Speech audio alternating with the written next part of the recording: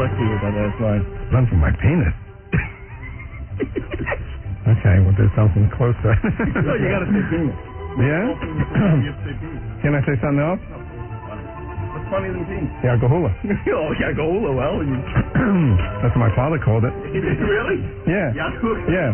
How's your Yakahula, he'd say. And then he'd add this one. How's your Yakahula Hickadula? Imagine growing up, other kids are saying pee-pee, teeny, and I'm going, Yakahula Hickadula. Okay. Hi, I'm David Brenner. Okay. All right, come on. All right. Hi, I'm David Brenner, the big-time comedian. 12 years ago, I predicted two things. That Howard Stern would become a major show business figure, and I would keep getting lots and lots of fine chooch. Well, Howard hit it big, and I need a splint for my Yakahula Hickadula. I should be a psychic on Friends Network. Here's my Mr. Movie, Howard Stern. All right. Somebody revive me.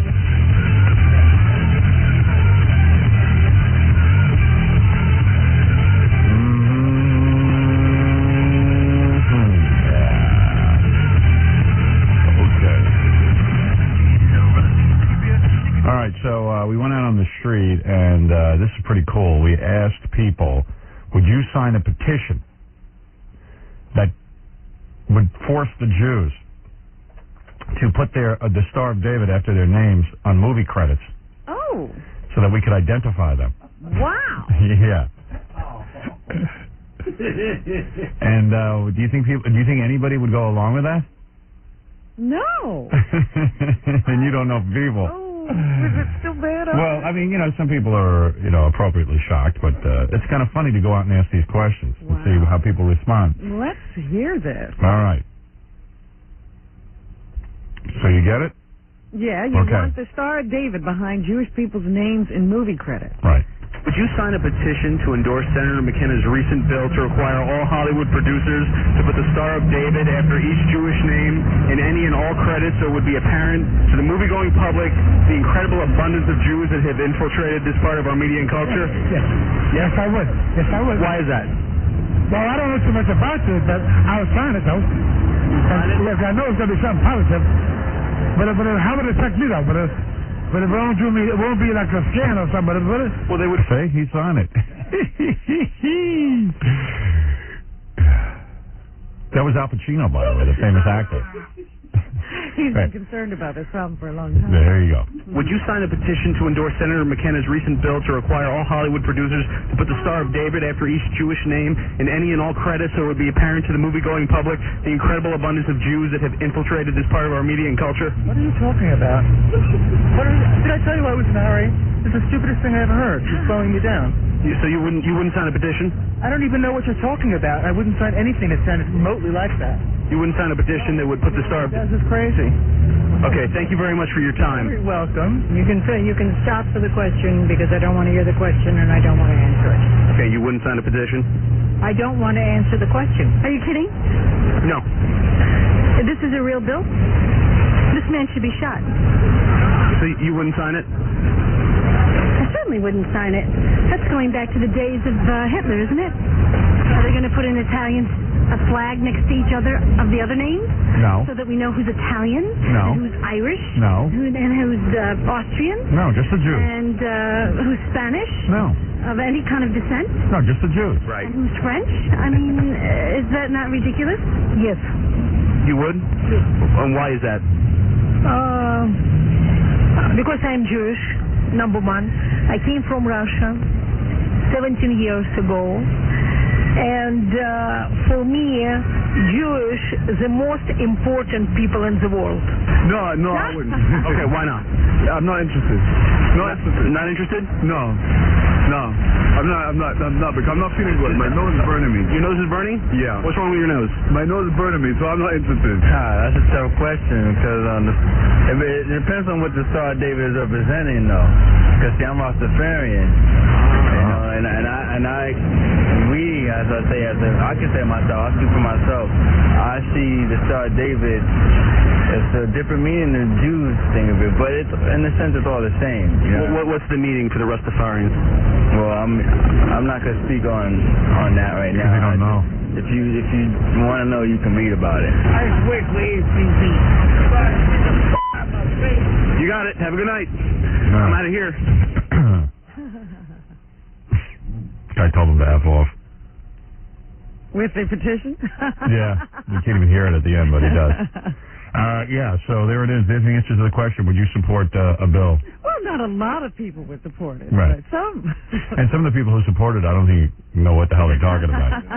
I like the Rastafarian guy. In a sense, we see the Jewish star as different from the Jewish people, but it's all the same. You know, in a sense. And what does it mean? Well, I don't want to speak about that. Yeah, I don't want to speak on that right now because my nose is burning. Put the Star of David next to any Jewish filmmakers, producers, or writers. Okay, I'll do that. I'll do it for you. Okay, wow. I like that guy. He'll just do it. He'll do it. He goes on I forever. don't know about this before, but I'm going to do it. Boy.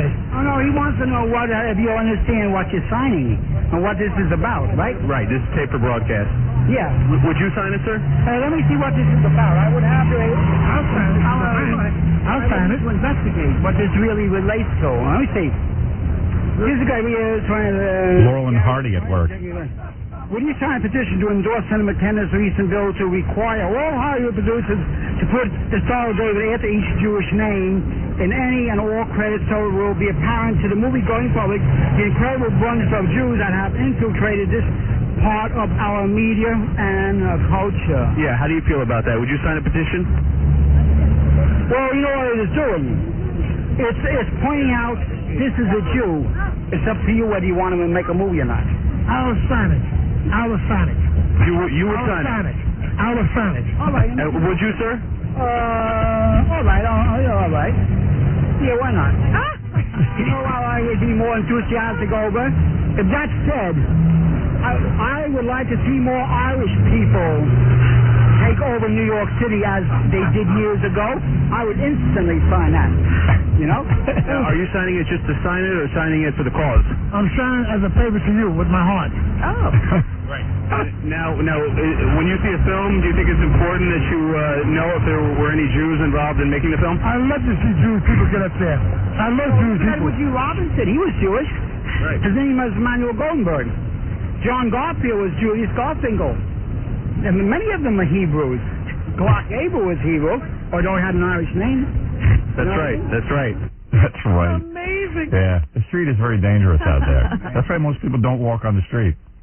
We live in a stupid world filled with stupid people. Anyway, I was waiting for the guy to throw up on the petition. I would sign it. I would sign it. Well, why would you sign it? Because out of respect to you. From my heart. Yeah. He just met him on the street. It's a dangerous business, but you can learn a lot out there. That was our boy Dean out there, Dean the intern, out there doing battle on the streets. I was Very just nice. sitting there thinking about all the petitions. Yeah. You see people signing. Yeah, it'd be cool to force those Jews to admit who they are, huh? Get their names out there. Yeah. Let's find out who they are. Well, according to that guy, everybody was. Clark Gable was Jewish. Is that what he said? Yeah. I didn't catch that one, man. I couldn't even follow what he was saying. Kenny, you're on the air. Hey, Howard, how you doing? That's why I hated high school. You actually went to high school with guys who acted like that. And, you made you wonder what you were doing with your life as you tried to live amongst people who were just completely whacked out of their heads. Kenny, what's up? Hey, I was just heard a promo on that you're possibly going to have a television show to go up against Saturday Night Live. Yeah, well, you never know. You going to have half a star on your credits? Half star, yeah. Yeah, point out my background. How funny is that? Oh, man. Is that true, though, or is that just a rumor, or you're not going to talk about it? Well, I talked about it like yesterday. The rumor was that me and Letterman were conspiring to put together a Saturday night program for CBS. Right. And I told Robin and everyone else on the air that I haven't spoken with Letterman in a couple of months, and we are not conspiring to do anything together, and that if I do a TV show on Saturday night, I've had an offer for 5 years from CBS to go up against Saturday Night Live. If I do a show, and I've been exploring it, but if I do a show, I don't need Letterman. to produce it. What would I need him for? You know, that sounds nuts. A couple of years ago,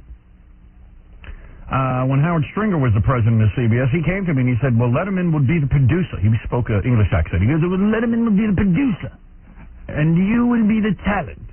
And I said, why?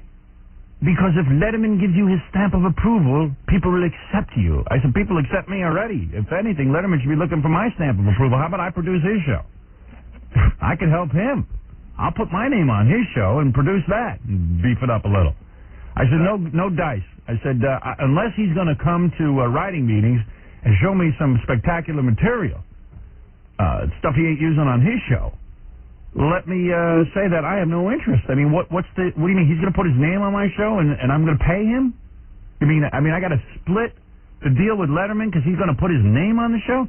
That sounds like racketeering. I said, that sounds outrageous. So Stringer said, all right, forget Letterman. He was out the window? Yeah, he was out. That I took care of in about 5 seconds. And he didn't have any particular loyalty. He was like, all right, yeah, get rid of him. He go, okay, well, all right, I just didn't expect that reaction. He thought I'd be doing cartwheels because Letterman was going to be the producer. Yeah. I said, if anything, that's the kiss of death. Who wants to be accepted by somebody mainstream? I don't want to be accepted. I want Letterman to hate the show. I want everyone to think I'm an ass. What do you think of that? And Howard Stringer was like, this is remarkable thinking. He was like, whoa. Cutting edge. Quickly, sign him up. Oh, that's funny. That's what happens in Hollywood and in the media. If you walk in and you've got an original thought, they go wild, man. They never heard anything. Because most people go, yeah, Letterman wants to produce? Cool. That's because they all got stars by their name. Yeah. Yeah. There you go. David Letterman has a star. Yeah. I said, that's some scam. He says, well, you know, Letterman's the producer of the Tom Snyder Show. I said, well, there you go. I said, you want me involved with that? Snooze Fest. Snooze Fest is right, man. Conan O'Brien kicks his ass. Right. And Conan ain't doing anything all that wacky. My first Saturday night show for CBS will be a recreation of that meeting. I would love to do that. Complete with, I'll get the real Howard Stringer to play himself. It's going to be great, man. It's just too goofy. So, yeah, I mean, I've always considered going on against Saturday Night Live, and I'm still considering it. I've never, I got sidetracked for 4 years working on Private Parts, so I never really took them up on their offer. But I might do it. You never know. You might see me up against Saturday Night Live at some point. You'd absolutely kick their ass. Well, yeah, it wouldn't be a tough problem. You know, it wouldn't be a big problem. If you remember, back in 1990 or something like that, I was up against Saturday Night Live, and I kicked their ass. Your E-show would probably kick their ass. Exactly.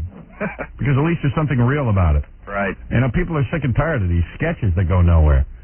But what do I know? Yeah, the first sketch has got to be those cheerleaders getting their heads chopped off. Yeah, I hear you. Machine gun. Yeah.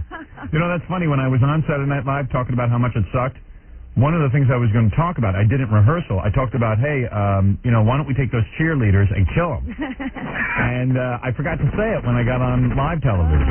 I sort of choked. All right, thanks, dude. By the way, F. Jackie's Lobsters.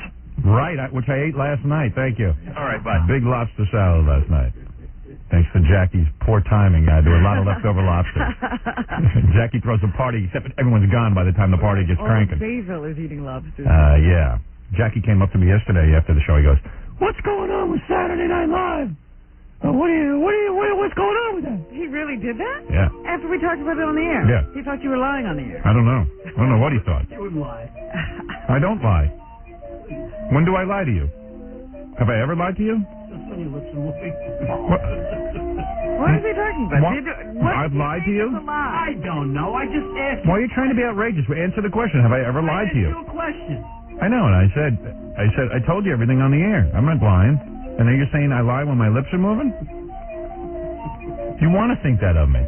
He always wants to, he needs a boss man who's like lying to, he needs an enemy. You know, you do have a star by your name. Right. He has to have an enemy, you know what I mean?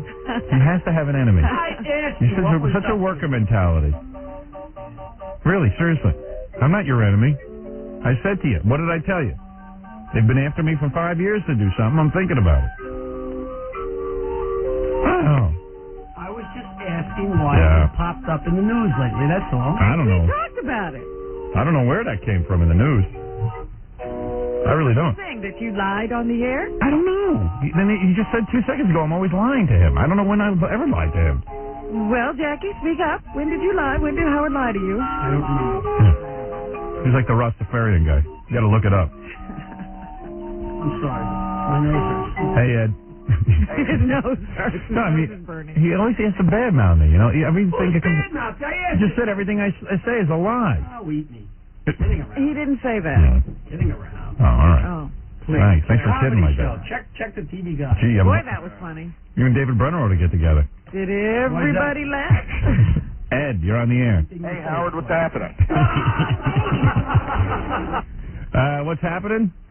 I don't know. You tell me. Hey, listen, I was watching CNBC, I guess it was Monday night, and some, I guess, hypocrite was interviewing Sam Donaldson, Yeah.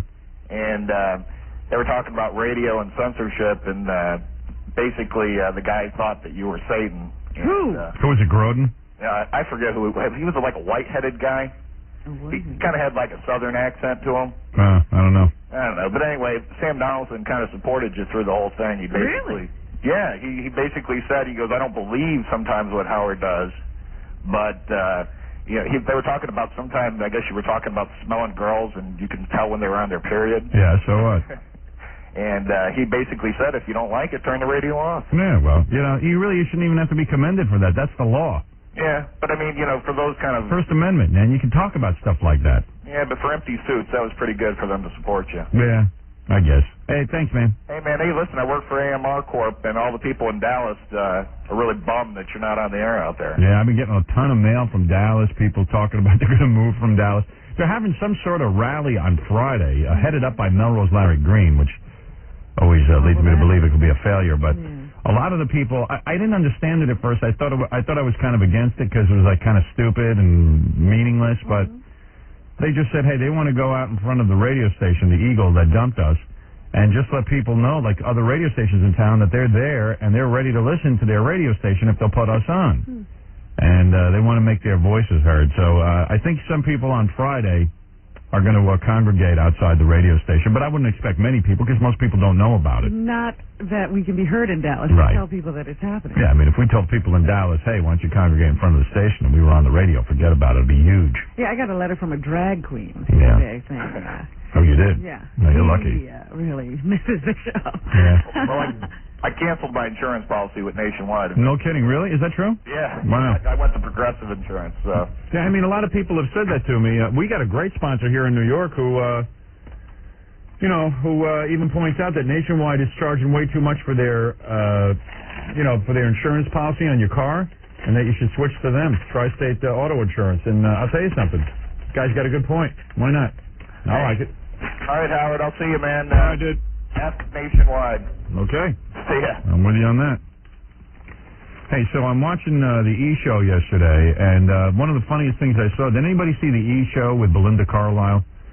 Well, the thing that I love the best is that we have a camera out in the hallway, and Belinda Carlisle is trying to leave.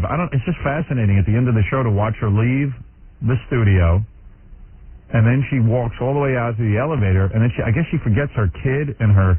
She forgot her child? In her pocketbook, so then they went back and they got the kid and the child. I mean, I don't know what goes on, but like Gary walks all the way to the elevator, then he walks back, then he walks... You got to see our guests... They get lost. Yeah, it's wild. And even supervision. yeah, and nobody guides. It's what was going on at the end of that E! Show. I got to know. I will tell you. She is cute, Belinda Carlisle. Yeah. First of all, our general manager Tom Yeah. doesn't want, it used to be, that you can just walk straight out that way. Yeah. But Tom doesn't want anybody. He wants them brought to the elevator bank, no matter who it is, because he's afraid people just start wandering around the station, which is a fair assessment. He wants people escorted out of the building. So they right. should be walked to So the you elevator. escort her out, and then she forgets her kid. Well, no. What happened was I looked down and somebody said, I said, "Where's her entourage?" Yeah. And somebody said, "Oh, they already left." So I just took her out to the elevator. Oh. And then we realized that they hadn't left. Oh, I go see. back and get them. Oh, all right, because it's funny, man. It looked really odd. I mean, people just walking up and down the halls. No one knows where to go. Man, it's an ordeal. Then Ganji follows you around, keeps asking you dumb questions after you get done with the whole interview. We know it was one of the funniest things. I don't know if did we run the Farrah show yet? The Farrah Fawcett show? I don't know. Farrah, we asked her to cut some ideas, and she said that she was in a really big rush. Yeah. And she had like 25 people with her. I mean, it was insane. Yeah. So she's like running out the door. She goes, wait a minute, I got to go to the bathroom. And Farrah goes in the bathroom. She had to be in there for 25 minutes. Too bad you couldn't show that. And all those people are standing in the hallway, and they're all looking at their watches, and they're Right. freaking out because Yeah. they got to be somewhere, and they're all going to be late. And everyone's afraid to rush her. Right, because she'll yell at them. Yes. It's funny. Wow. You should put that there and just speed up the tape and have a clock going around to show how long she's in there. Wow. Yeah, so that was pretty funny. And then, what was I watching last night that was pretty funny? I was watching, oh, yeah. So, remember the girl who came in here and she was all messed up because her boyfriend put a bullet in her head and she could barely walk? The girl who needed the breast implant. Right, and you saw her breasts, they were all flat and you were laughing really hard. It was shocking. It was a laugh of nervousness. Right. But anyway, so like they videotaped her going. There's a doctor who called in. I wish I had his name. I'd give him a plug. Guy's terrific. He called in and said, "Hey, I'll give her some breast implants." Yeah. He felt bad for her. She really needed them. Yeah. So after he heard you laugh, I never saw it. so the girl was talking in the car how much it hurt her that you laughed at her breast, and that you were the first person she wanted to show her breast to and everything. But anyway, that we videotaped the entire operation. We got to put this on E. Oh, you're kidding? She had the operation? She had the operation almost immediately, and the guy did a beautiful job. Wow. I mean, you should see. saw it? Yeah, and and she shows the chest and everything, and I went, wow, what a fantastic chest. I mean, gorgeous. Yeah? Wow, big as you. Big as you. Well. I'm telling you, big as you on that little tiny frame. The important Oh, my God. The important part is pumping those things up. Man, did he pump them up. He pumped up them flapjacks. Now she'll laugh at you. I guess so. Yeah. And, well, she should. Hey, there you go. There you go. But, so anyway, I said, and I watched it, and I said, Howard, you do good work. You got that girl breast Now, implant. she's still, when is she coming? She's not coming back to show us? I guess she will at some point. I don't know, but she looked magnificent. Her Because chest I looked- have to see what the breasts Yep. do to the whole package, Well, she got a long way to go, but she's messed up from the bullet and all that. But she looked great. I mean, sitting down without the. She never gets up. Right, and she had her top off, and she looked really the good. hand wasn't wandering. Well, the hand was at its side.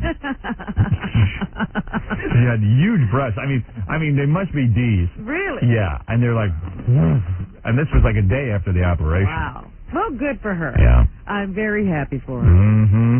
Let me say congratulations. You'll be the first to say it. We do good work. Here's a letter from someone from Dallas who is depressed over us leaving. I probably can't read the whole thing just because it's so long, but Dear Stern Show, it's now heading into our third week without you, and as silly as it sounds, our lives have become an even bigger hell. Somehow you all have seriously inspired us to our own personal greatness in our minuscule lives. Upon hearing that the Eagle decided to discontinue the show, it occurred to me that your show has inspired me, taught me, and was basically the engine that got me through the day. Upon talking to friends, family, clients, etc., I found that I was not the only one who experienced the surprising surge of emotion at the thought of a Stern-free Dallas. These emotions range from grief, rage, despair, and manic depression. I personally began to frantically tape the show when possible. So you can imagine my surprise the first Monday that the show was pulled. I was surprised at my quick fury because I felt like my brain would explode. Wow. I have been in an awkward funk ever since. I have even begun to reach out to total strangers to rant to. My husband and I are very quiet, private people, and because of the intense sensation of loss we feel, we intend to lose some of that privacy by showing up on August 15th at the Eagle. There's a local group calling themselves SOS, Save Our Stern, who intend to hold a rally of protest out in front of their building. Perhaps a local station will get a major clue and sign you up. So that's the purpose of them having a protest. All right? People are upset, Well, it's nice to see that people are upset. Every once in a while we get booted out of a place and nobody says a word. Dallas radio is a barren wasteland of mindless, blathering, and horrible Stern imitators. The very notion that it will take days, weeks, months, or even years for your return makes me physically ill. Unfortunately, the fans are left in the corporate dust of the uptight censorship of Nationwide Insurance. We are like junkies whose connection was arrested. We are forced to plod through our days without humor, absorbing the tiny bit of relief with the E! Show. It will never be enough. Our cable operator is even threatening to pull E! off the air, so anxiety is high. Wow. I realize this sounds a little bit dramatic and fanatic, but We need you here to relieve us from the pathetic droning that is Dallas radio. I feel a bit ashamed to admit Dallas is my hometown, particularly in light of how long it is taking for another station to pick up the ball that the Eagle has fumbled. But I think I speak for a number of people when I say, we are now enlightened. Please return to us, Howard Stern. Yeah, she says, I'm shameless in my devotion to you, that I'm including my number and description in an effort to hear my master's voice. 5'10", dark brown hair, green eyes, 140 pounds, 38D, 2542. My husband thinks I look like a very, very young Grace Slick, making the very, very underlined because, the very young Grace Slick was quite hot. By the way, the breast implant doctor is Stephen Palumbo from Quag, Long Island. Quag. Quag? Yeah. You spell it Q-U-A-G? That's from Miss Spelling. Yeah, these guys screw me up every day. It's Q-U-O-G-U-E, isn't it? Yeah, that would be Quag. Right. But what they have there is Quag, Long Island. That's different. Quack. So, I'm not as stupid as I sound. It's just the people feeding me my information is stupid. Grillo. Who? Yeah, well, get him away from the computer. Get him away from the computer. Apologies, Howard. Grillo typed it in, but Ganji told him to spell it that way. Yeah, well, Ganji's an idiot. Oh, God. Who's we got to get, you know what? Get rid of Ganji. Give one of the Harvard guys the E job. Isn't Ganji leaving soon? You told it. He had a year. Isn't his year up? A year's got to be up, man. Go get a real job. He said in a year he would leave. You wouldn't even have to ask. Right. Now, for all you girls who can't get breast implants for one reason or another, I'll help you out. Or simply looking at a mirror, seeing both breasts, much, much fuller, much, much firmer, and uplifted. They say if you listen to this tape, I am proud of my achievements. I am very pleased with the appearance of my breasts. My breasts are attractive and fuller now. My breasts remain equal. That sounds scary. My breasts are enlarged. My breasts are uplifted and firm. I wonder if his breasts are looking better now. Imagine he has like a triple D, that guy. Be awesome. Uplifted and And firm. firm. Man who pays my salary. Oh, Jesus Christ. There. Start over again, dude. All right, look, I got to come back. We're going to talk to that guy. He's going to teach you how to dump your wife. If anybody's thinking of getting rid of the missus, this is the proper way to do it. There's 3 types of wives, according to this guy. You'll be able to identify which wife you have. And there's a way to dump each one. Yeah. Sternak returns at 8 o'clock. 32, 3.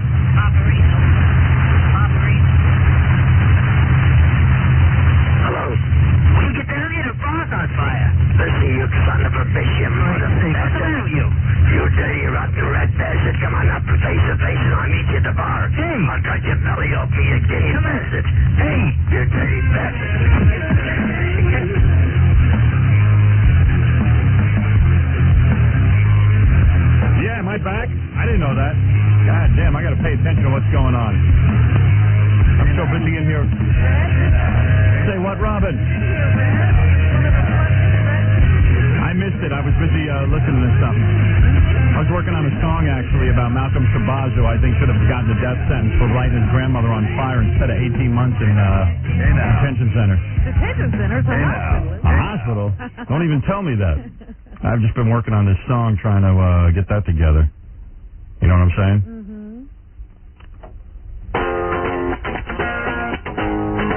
This is very rough. Malcolm Shabazz was really upset. I guess he heard the... Was that right? No, here it is. Malcolm Shabazz was... Not yet? Malcolm Shabazz... No? Oh, here it is. Malcolm Shabazz. Not yet. What? Not yet? It's the longest intro in the world. Is it? How long an intro is it? Long enough to shoot yourself in the head. Why don't you write over the intro?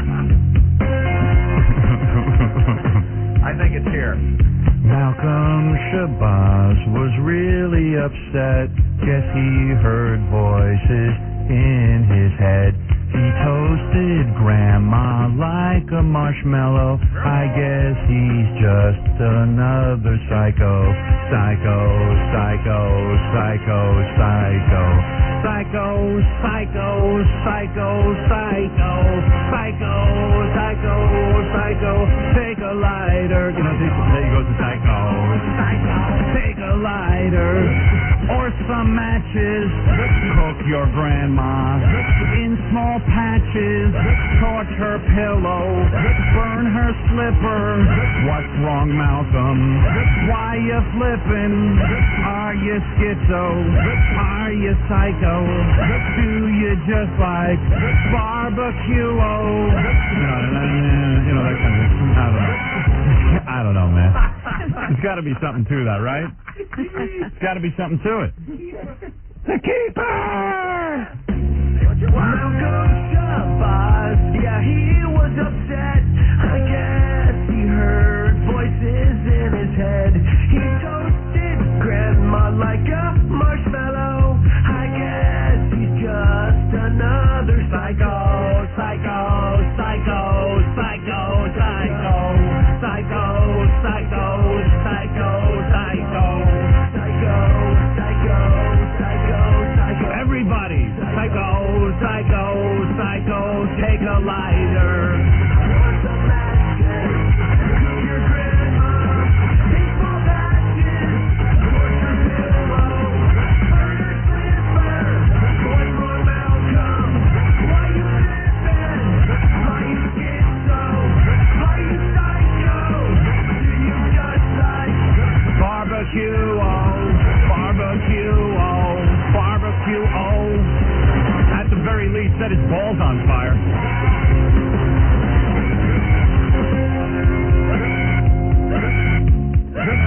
You get it. You get it. And then little Jackie. I think it's got potential, right? It's got some potential. Barbecue-o? Barbecue-o. I don't know. Very difficult to get it done. Yeah, you got to get the right song, the right words. It's very difficult. Always working on something. Minutes away of learning how to dump your wife. This guy wrote some book. You got to get this book. Who is this guy? Has he done that? Actually, it's a woman. A woman wrote the book. From what I understand, I always thought it was a guy because the name was Lee something or other who wrote the book. And it's a woman? It's a woman whose boyfriend went through a divorce and he told her everything. And she wrote it all down for guys. So she's like a traitor to her own, race, whatever. Sex, yeah. Is that not a race? Women is not a race? No. I see. Gee, how do you know so much? Okay, let me just pop through a couple of these phone calls and see what's happening. Hi, Ryan, you're on the air. Yeah, Howard, Yeah. why do you say there's nothing else good on radio? Why do I what? Say there's nothing else that's good on radio. Well, because I've listened to the radio, and the only people I hear doing anything are people who imitate me. What about, like, Loveline? Again, I said the people who are doing anything are basically just doing my radio show. You think they're... What do you think Loveline is? A Loveline is a guy calls up with a sex question. They got a comedian, or so-called comedian, sitting there cracking jokes. And you know why it's lame? Because they pretend like they're helping somebody. They got some kind of therapist there. And who's the therapist? Dr. Judy? I know Dr. Judy. Dr. Judy can't even run her own love No, life. it's Dr. Drew. Dr. Drew. Okay, so that's the competing one. Yeah. And Dr. Drew is like the serious guy who's pretending like this is all serious to him. Meanwhile, he's sitting there with a goofy sidekick who's sitting there making jokes. So why not be honest about it and say you just want to get the word vagina on the air and goof around about it, and having the psychiatrist there is supposed to make it legit? Come on, man. What are you talking about? At least I've always been honest.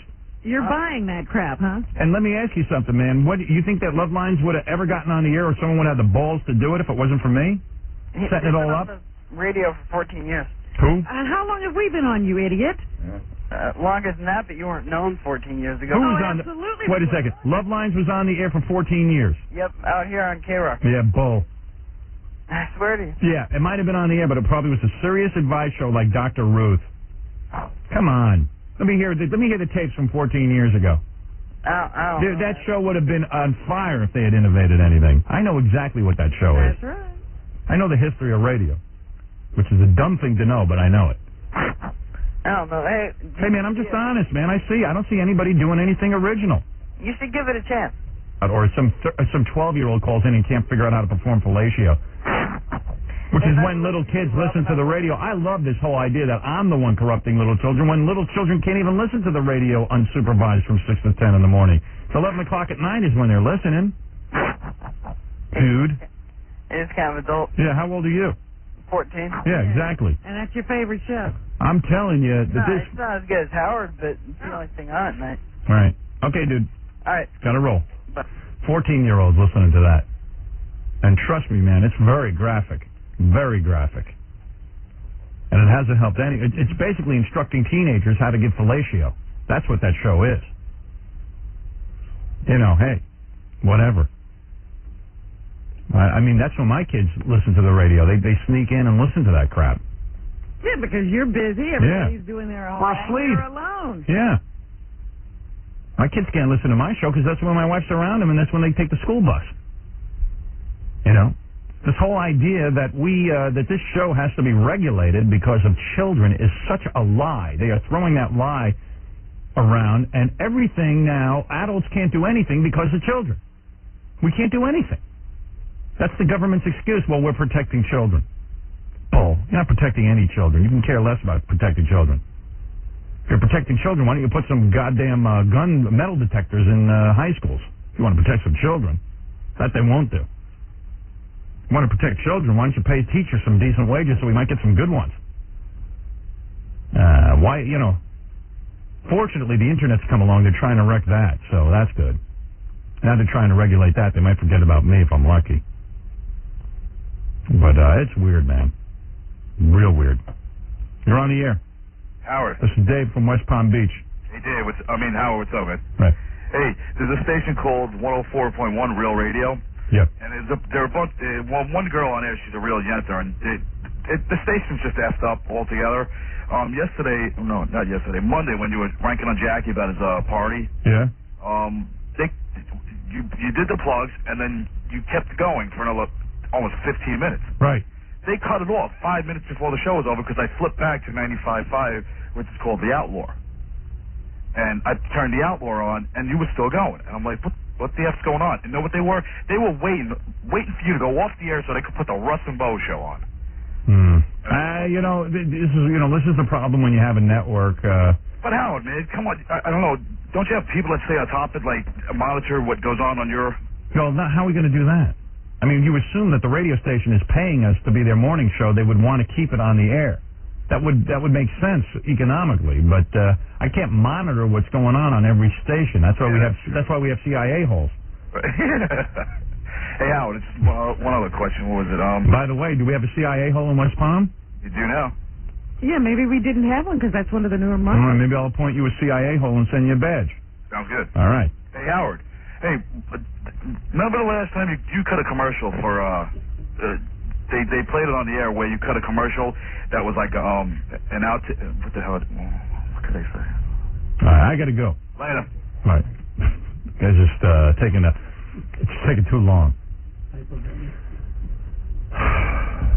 Okay, the author of How to Dump Your Wife is on the phone, Lee Covington. Okay. Lee is a woman, as far as I can tell, which is weird. I had no idea. That's shocking. That is shocking. This book is so direct.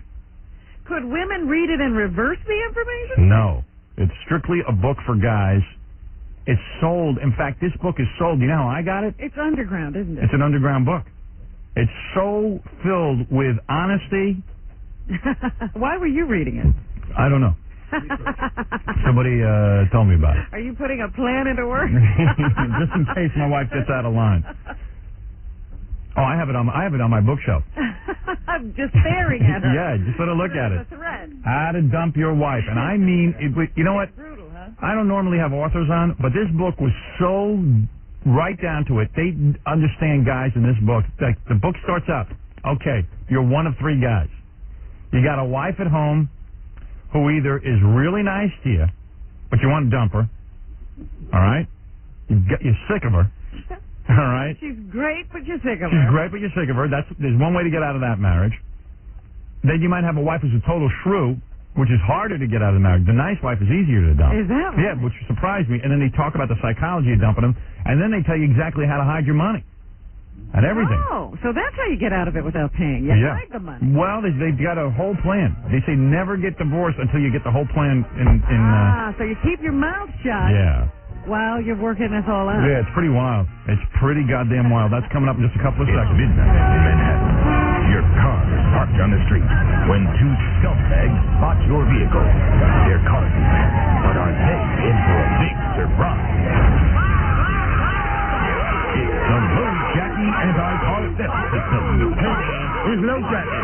Let's get out of here. If anyone tries to steal your car, the Low Jackie Anti-Theft Car System springs into action, playing samples of Jackie Martling's actual voice sound, which paralyzes the intruders with various head-splitting, eye-melting, brain-freezing, spine-shattering sounds.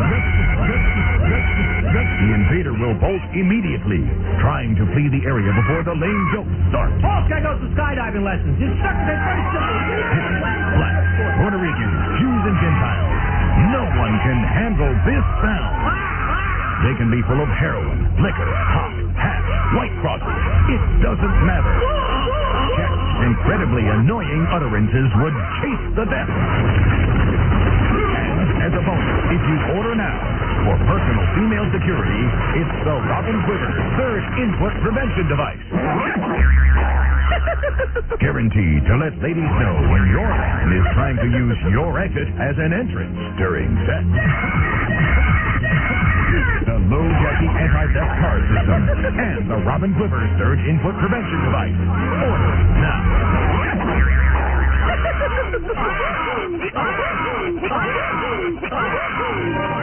Here's another sensitive male listener of the Howard Stern Show. What are you looking at? Nothing. Don't you look at me. Oh, look at you. Oh, what are they? Don't say please, Dad. Oh, baby. Oh, baby, what's too soon? What's the matter? Give him back. What's the matter? Just a little red, that's all.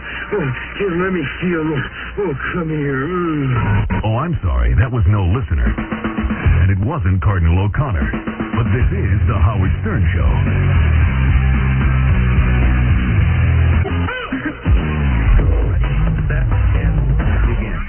We're back with the Howard Stern Show.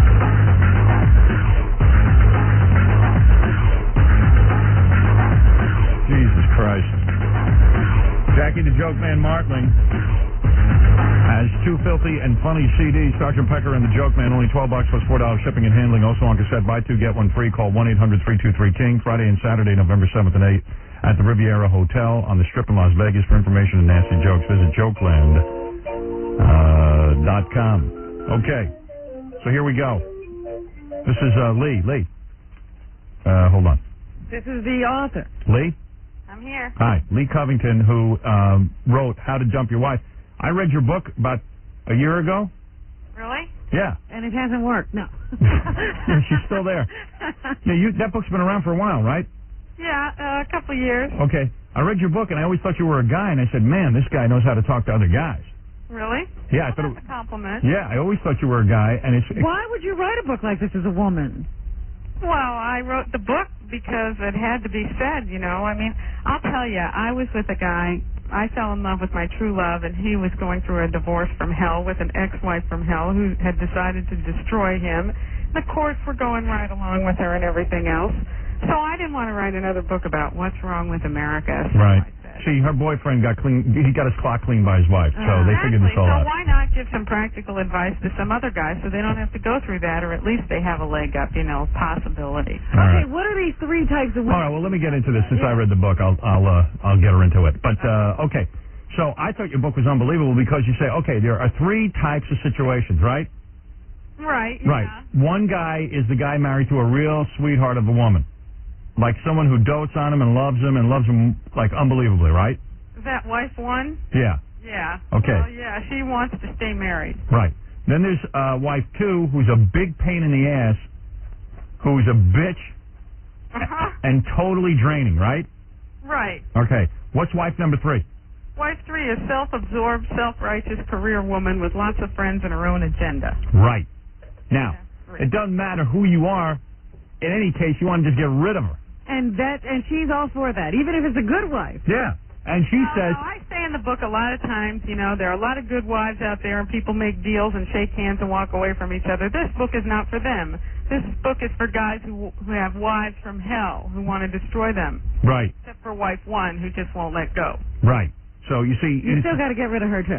See, guys who are listening to this understand this. Yeah, it's hard to get rid of wife 1, because she won't let go. Mm-hmm. And the other 2 wives are going to kill you. They are going to destroy and wreck your lives. Okay. So the advice that Lee gives in the book is, okay, dudes, get your ass in financial order before you divorce them. But you also tell guys what to say. Now, let's say you got a wife at home. Let's say you got a wife at home who really loves you. She's just holding on. She's really sweet, Lee. How do you tell her you want to dump her? Well, you blame it all on yourself, of course. Mm-hmm. You have to do that. Right. And, you don't really want to dump her if she's the perfect wife. There's something wrong with her, right? Right. I mean, you have to do the soul searching at the beginning of the book and figure out... Maybe you're not even physically attracted to her anymore, right? Yeah, your marriage is hell and you're bored and you just want true love in your life and you don't have it. Right, and Lee even says tell her that. And Lee even says at the beginning of the book, hey guys, if you're married to wife number 1, you're feeling guilty as hell. Yeah. You feel guilty. Your wife's been nice to you. She's a really nice woman. But so what? Just think about all the chicks you can go out with, and think about the dates and getting a new hand down your pants and everything. No one does it unless they really want to go through hell for something better. Right. So the point is, she goes, get over your guilt. Right? And how do you get over your guilt? You got to get over it first on your own. You got to really make up your mind whether you're going to do this or not. And right. Then you have to say, do I have a right, to have a life, or is my life going to be, a prison cell for the rest of my life with no parole? So, you have to get over that. What are you clapping for? This woman is unbelievable. What a noise. What a noise. What was that? Whoa. Listen to this. So you're saying once you come to the decision that you're going to get a divorce, okay, if you've How got, do you do it? if you got wife number 1 and she's loving, and we'll get to the other 2 wives in a second. You get to the loving, beautiful, wonderful wife, but you've decided for some reason you got to get out there and date. You don't tell her that you want to find true love and that you're just sick of her. That's the worst thing to say, right? No, you try the big bribe on wife 1. What do you say? The big bribe. You can have everything. You can have everything I got, everything I'll ever have. I promise that I'll take care of you. I'll never abandon you. I'll always be in your life. I'll take care of the kids. I don't want anything from you. I just have to be on my own for a little while. Now, you don't want to really do that. What? No, you don't really give her everything. You just tell her that. Well, I got to say, in this book, a lot of times I say you do have to give up everything. So Right. It's not free. Yeah, in other words, you do have to give up a lot of money. So she doesn't sugarcoat it for you. She's saying, hey, then... It's going to cost you. It's going to cost you.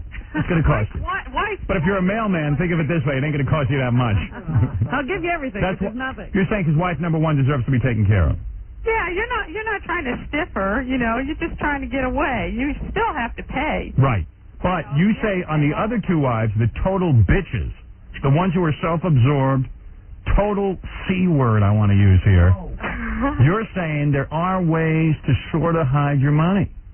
First of all, if you've got a wife like number 2 who wants to destroy you, Describe number 2. you have to hide your money, or she's going to take it all. You're going to end up on the sidewalk with a tin cup and a sad dog. Right. You're talking about a real vicious bitch who can't understand that maybe you're just in love with somebody else. That's right, and the courts go right along with it. Right. They'll screw you. You have to hide some money from her. You don't have to hide money from the first one. Right, because it can come to some amicable agreement. Yeah, you can work it out. Right. So how do you hide the money?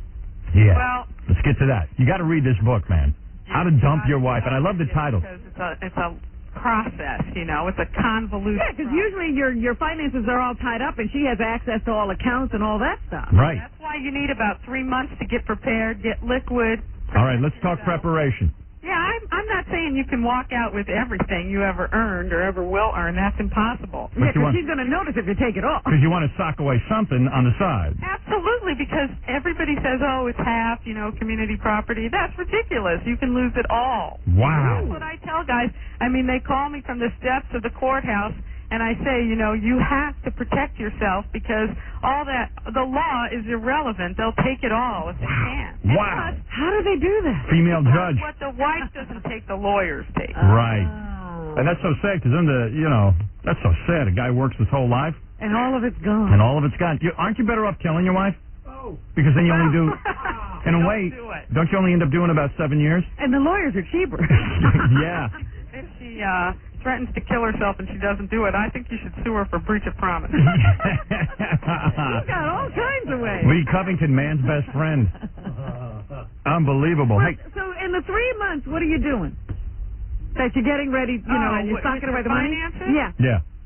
Give us a quickie. It's not just your finances. You got to really get strong and prepare yourself emotionally and also the kids and all that. So you got to do all the research, find out everything you can about where you're going to live, you got to get your place. You don't want to just rush out the door with a shirt on your back and end up in some cheap hotel or on some friend's couch. Right. So you're already You gotta apartment have your shopping. place, know where you're going to live, what your address is going to be, what Right. you're going to do about your phone, your voicemail, your job. Wow.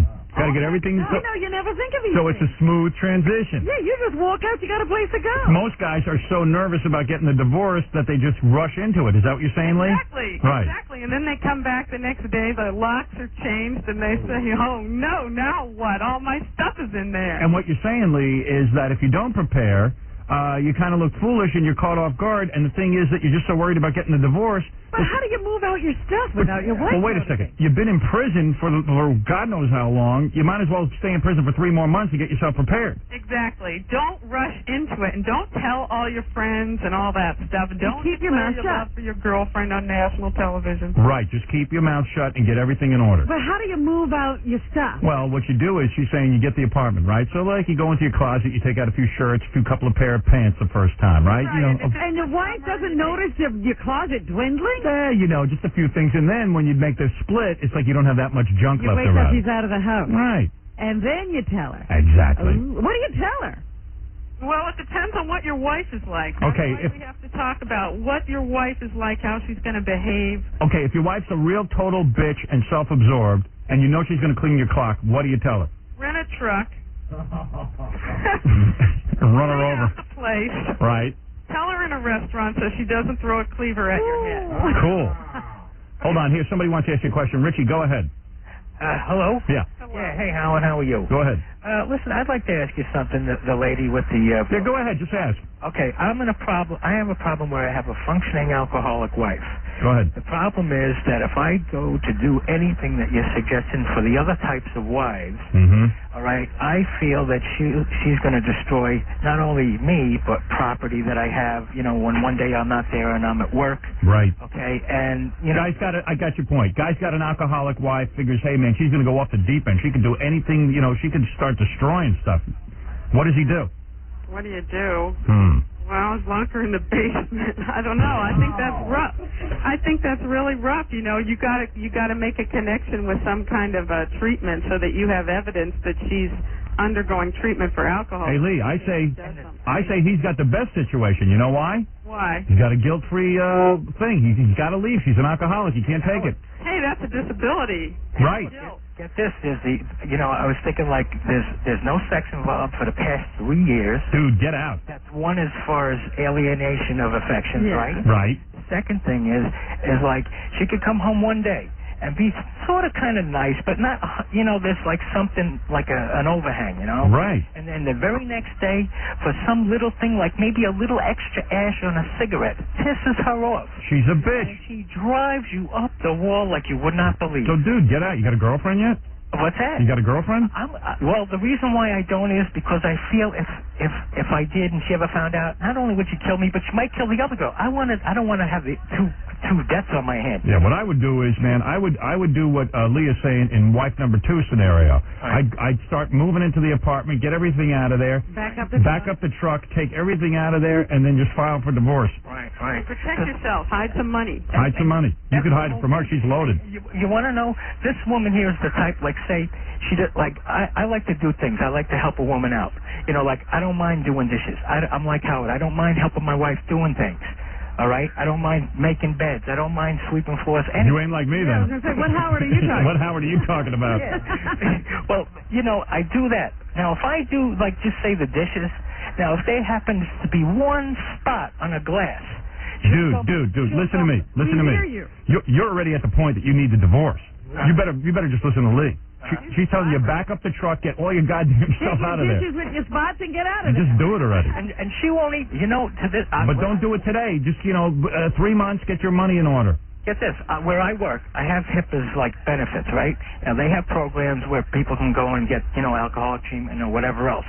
This woman is also, she's on Buspar and Dilantin. Hey, dude. We know We you're know. in hell. Get out. Uh-huh. We're ready. Dump her. Dump your wife. Hey, Jackie, do you want to? Sounds like a perfect girl for Jackie. What's she on again? Buspar and Dilantin. Hey, Jackie. Perfect. All right, thanks, dude. This is Dave. Dave, you're on with Lee Covington, the author of How to Dump Your Wife. Good morning. How are you, the both of you? Hey. Listen, I'm married to wife number one. Perfect wife. Everyone thinks she's great. She's nice to everyone. But when it comes to sex, I think in the 4.5 years I've been married to her, I think maybe a dozen times, and I think 9 of them were consensual rape. Ooh. Dump your wife. Dump your wife, right, Lee? It doesn't sound like she's the perfect wife to me. She's a great mother. She turns over all the finances. I handle all the finances, and everything works nice. She's but when frigid, it comes, right? Huh? She's frigid? She's frigid, yeah. Yes. She hates it. I don't know if she was raped by her dad when she was younger, but Never marry a girl who was raped by her dad. Right, Lee? Right? Have you tried to loosen her up a little? I have tried killing her with kindness, affection, Dude.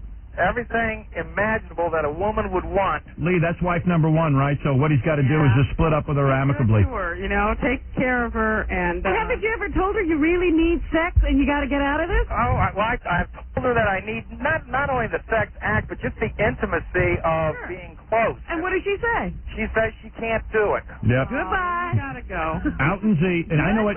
You're feeling guilty, right, dude? I feel very guilty because I think...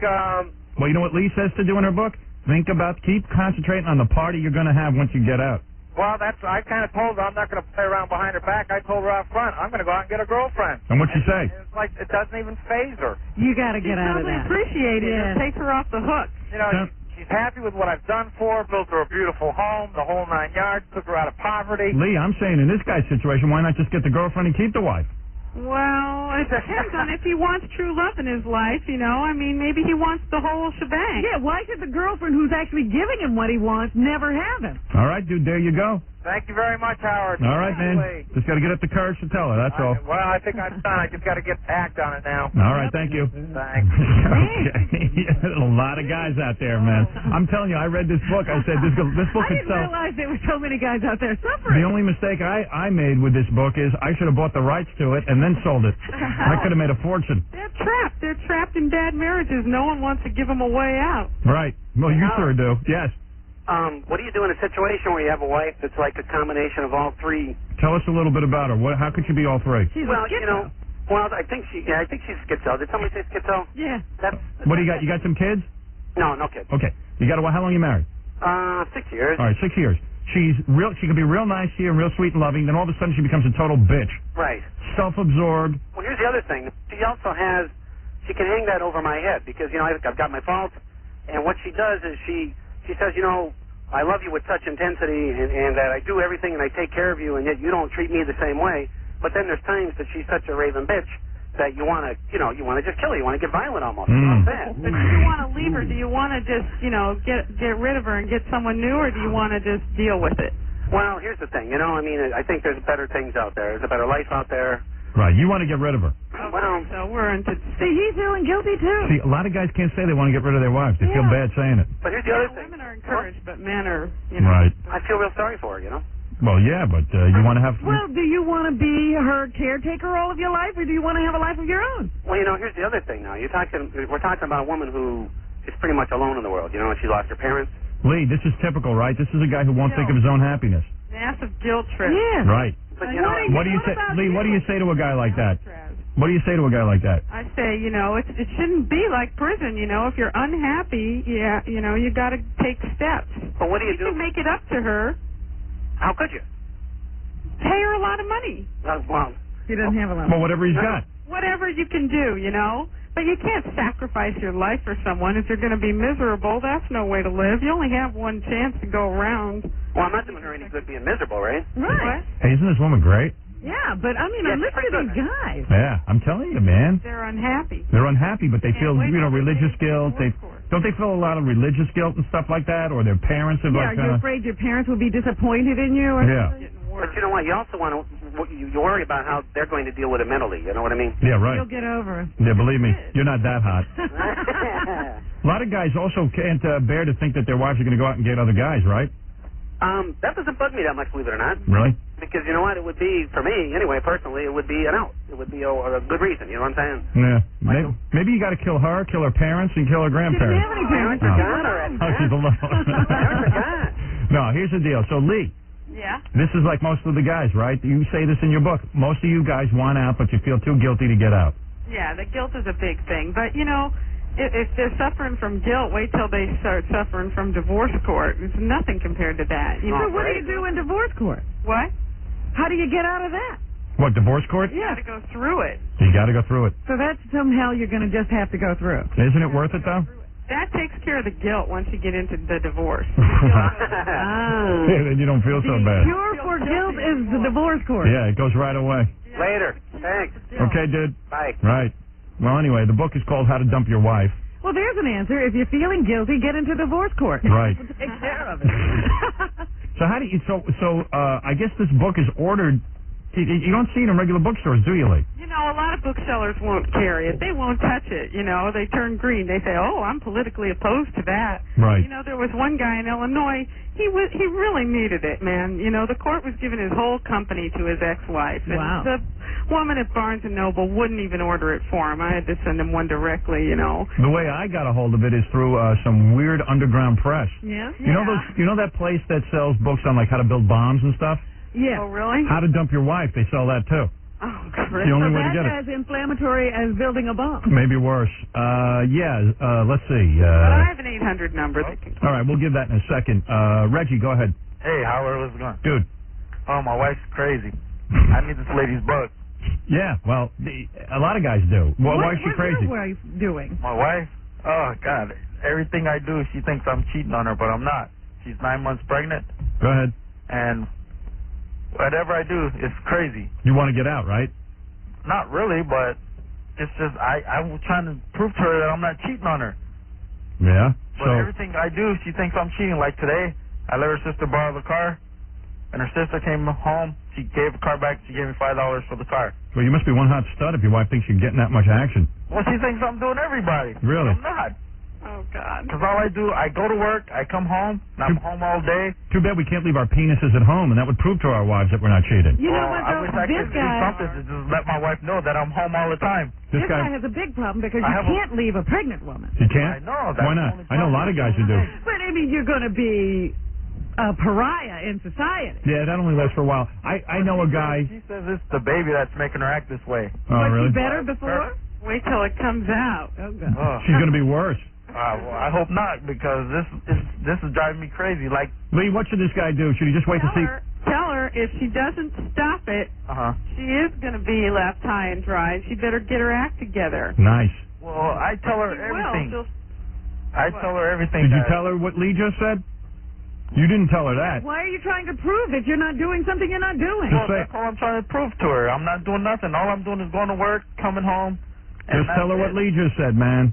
Huh? Just do what Lee just said. Tell her she better get her act together, or you're gonna dump her. That's right. Show her the book. Say, look. That'll whip her into shape. Well, That's how how can I get the book? That's how you deal with kids. That's how you deal with your children. You got to go. You got to say to them, "Look, kids, either you do it this way, or you're in trouble." Well, So your wife is now one of your children? Yeah, she's like a child. Your wife. Well, she's a psycho, man. Get rid of her. Zach, go ahead. Hey, Howard. Dude. Hey, I'll tell you what. I need a copy of this book. All right, how do we get the book? Lee, go ahead. Give your number. Okay, 1-800. Yes. 444-2524. 444-2524. Yeah. It's a short book. I should really get 15%, but I'm gonna pass on that. It's a short book. She lays it out for you. You can read it in about an hour. Really? Yeah. I'm not married, but I need to prepare myself. Oh, you getting married? Not married. No, I'm not getting married at all, but I've had girlfriends in the past where I don't want to break up because I don't want to hurt them. Right, dude, I guarantee you, That's a pain in the ass. you read this book, you'll never get married. Oh, really? I'm telling All you. right, maybe that'd be the best thing. Fred wallpapered his office with the book. It's unbelievable. His wife won't set foot in there. It's one of those books you got to hide from your wife, too, because I keep my copy, hidden. Oh, really? Yeah, I don't want my wife seeing that. Just in case she gets out of line, I got to consult it. She'll know all your tricks. Yeah, it's pretty wild. Randy, quick, go ahead. Or is this John? John, go ahead. Yeah, John Howard, how you doing? Go ahead. Lee. Hey, listen, I got my wife and kid. She's from a different country, and she's a pain in my ass. She's a real bitch. Right. Now, what the hell am I supposed to do? Because I don't want to leave the kid, and if I dump her, she's going to take the kid and be in the other country, and I won't be able to get to see him. Lee, any advice? Nah, custody's a real bum deal for the father. 95% of the time, you're going to lose. You got to try to fight for it, do whatever you can, but the chances of her getting the kid are really strong. So, Lee, what you're saying is, hey, so what? So forget about the kid. You got to cut your losses. Right. See, I cut my loss. Yeah. No, fight for it, anyway. But, fight for it, then that would be me being a real dick about, Lee, doesn't it cost a fortune to fight for your kid? Why not just use that as a bartering thing to get more dough? Yeah, well, you gotta do what you can, but you can't just give up at the outset. You have to try for it. Well, if you really want it, if you want it full time. But realistically, he won't win that one. I'm And actually, he won't win. Yeah, he won't What win. country is she from? What? I'm up S River without a paddle. What country is she from? Finland. Finland. Well, you might get her. Because maybe she'll get some stupid attorney. But he doesn't really want the kid. He just doesn't want her to leave the country with the kid. Right. Exactly. I don't want the kid every day. I want to visit him, but it's gonna cost me $1,000 every time I want to visit him. Yeah. Well, maybe you could get somewhere with that if you work with the lawyers. Maybe with your new girlfriend, you'll make some more kids. You forget about that first one. His email. I hear you. All right, dude. Thanks, Al. All right. Sheila, go ahead. Hi. I was wondering, why does this book only pertain to men? Why couldn't a woman be in a similar position and get some information out of the book as to hide her assets, and to, just a similar thing? Yeah. There are hundreds of books for women like that. Yeah, this is for guys. Stay out of It's this. the one book for guys. Yeah. I haven't found any books on how to hide your assets for women. Oh, please. They're all over the They place. always tell a woman right away to lock up their bank accounts, clean them out. That's right. All right? All right. All right. Thanks. All right. Please. A book for women. Women got the whole divorce thing going beautiful. You know what? You can't choose a book you want. There's too many. Yeah. The choices are too great. Please, you can't even find Lee Covington's book on a bookshelf because it's for guys. Yeah, and there are hundreds of books like that. You got to order it through. I had to get it. Oprah hasn't ever done a show like this. No. None of them have ever picked up this topic. As a matter of fact, I had to get Lee's book in a brown paper bag. Believe it or not. That's how somebody handed it to me. But listen to these men. They're crying in pain, and nobody's listening. Oh, Lee's listening. Randy. Yeah. Go ahead, quick. How you doing, Howard? All right, man. I'm getting a divorce over a dog and a cat. I was diagnosed with, I'm going to end up with asthma if I don't get my house clean. My wife isn't too much of a house cleaner, and she's an alcoholic, so I already filed, and I'm on a roll to get my children, custody of my children in my home. All right, well, you're on a roll. But right now I see that you don't even need the book. And myself is not worth the love for my wife to keep me there, and so she'd rather get rid of me and keep the dog and the cat. Who's vacuuming right now? I'm doing a lot of work right now. Oh, all right. Hey, Lee, this guy's got the right attitude, right? Yeah, I didn't even cover pets. I'm not stopping. I took care of the monies. I blocked everything down. She almost put us in financial ruin. We were 2 months behind on everything as far as our house payment and our bills, and I didn't realize that I was walking around with $5 in my pocket every week. Oh, there you go. So this guy's got it all. This guy's basically a perfect person, right? Exactly. I'm trying to be a perfect father. I see. I don't do drugs. I'm educating myself. I got a year left for my associate's degree. And I'm not stopping, and I'm not letting a woman take me down. All right, thanks, man. There you go. Good for you. Hey, Howard. Yeah, dude. WRF sucks. You rock. Thank you. You take care. What do you meant by that? There's another radio station. All right, man. Well, there you go, Lee. You have tapped into something very big. I'm shocked. Oh, yeah. It's sad, isn't it? I didn't know there was this much pain out there. Oh, yeah. She takes you through chapter by chapter. It's helpful. It really is, because no one will tell you this stuff. Give some of the chapter headings. Do you have the book in front of you, Lee? Yeah. Go ahead. Just see how she does it in an orderly fashion. What's the first chapter called? Step by step. Right. Think back. Were you trapped? Go ahead. First things first, hello and goodbye guilt. Right. With or without a girlfriend. Hide your money. There are two types of guys who have a girlfriend and guys who don't have a Yeah, girlfriend. you have to do it different ways depending on that. Well, what happens if you have a girlfriend? What do you have to do? Well, you have to try to keep her in the closet. Try to keep her secret, you know. And you can move in with her, you know, because that's the whole point. But you have to do things a little bit differently. So it's good to have a girlfriend because then you got a place to go once you tell your wife you're leaving. Yeah, it has its advantages and disadvantages. Right. You know, the courts hate it, but, you know, it's helpful not to be all alone. Right. You know, hide your money. We talked about that.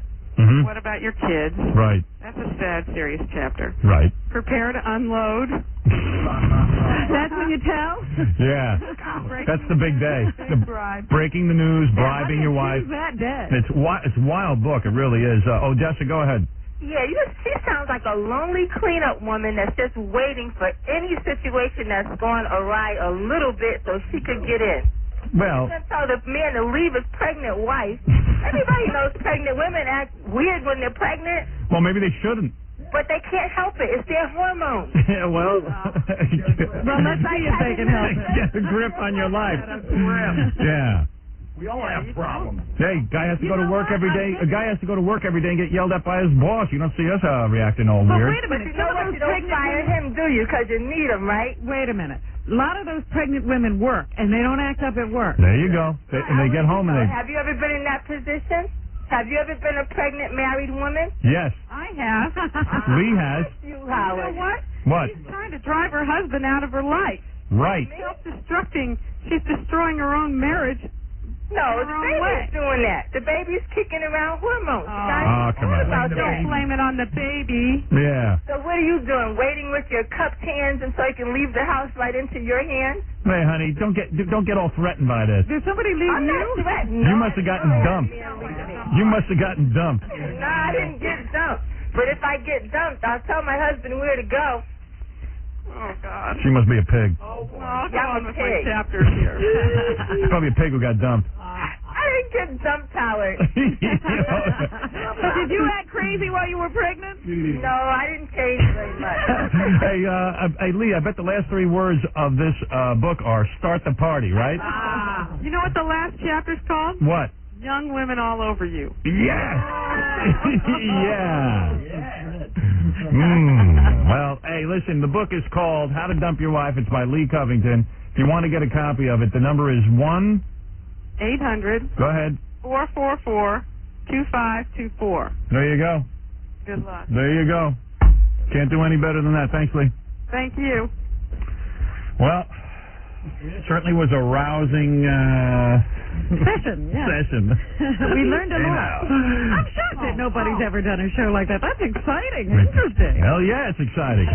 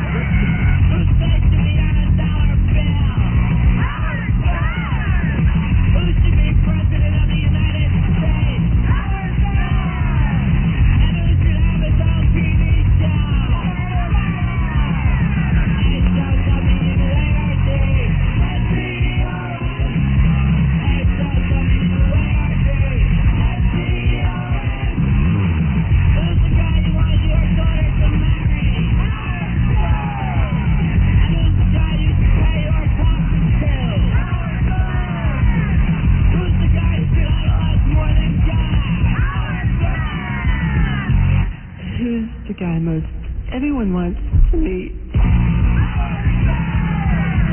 I'd like to take a bet on how many books we just sold for that woman. It's probably like, I bet you can't even get through on the phone line. I was going to say, we were clogged with calls, weren't we? Yeah, I got to see something. Hold on a second.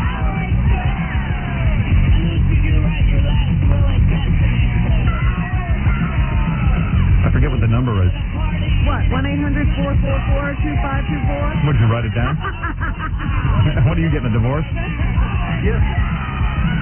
Whose ideas do other radio station stealer. Don't give Howard any credit when he's the one who thought of him in the first place.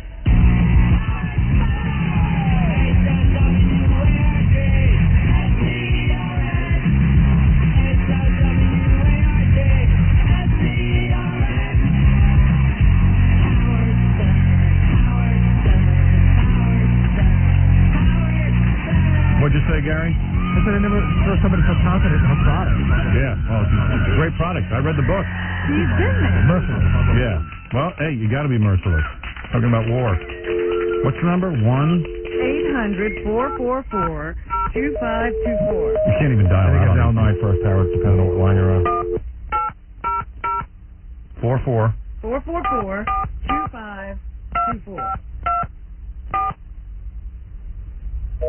Yep, there What'd I you tell go. you? Woman's making money hand over fist. It's pretty wild. Howard Stern Show. So, A decent, nice, down-to-earth Jewish young man. I got so much stuff going on. All right.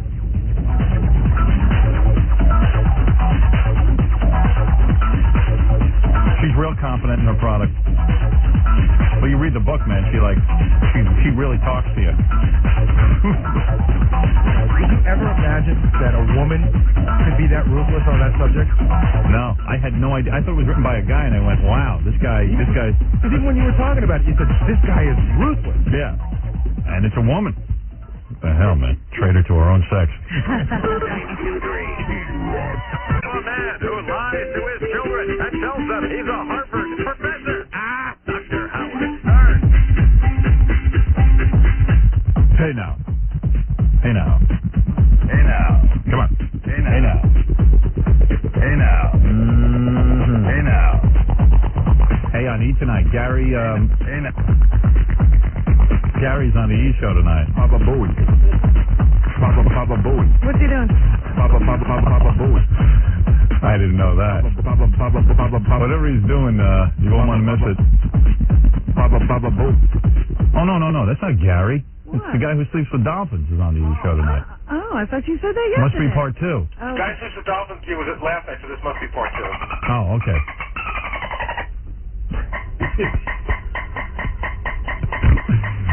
Yeah, those dolphins are good. All right, David, you're on the air. Hey, Howard. I'm about 30 seconds away from doing Sternak, so hurry up. All right. Haven't done it in a while, Robin. I know you love Sternak. Oh, yes. And One even of Ed, my favorite bits. and Ed McMahon is even here to help us out. What is that, Ed? All right.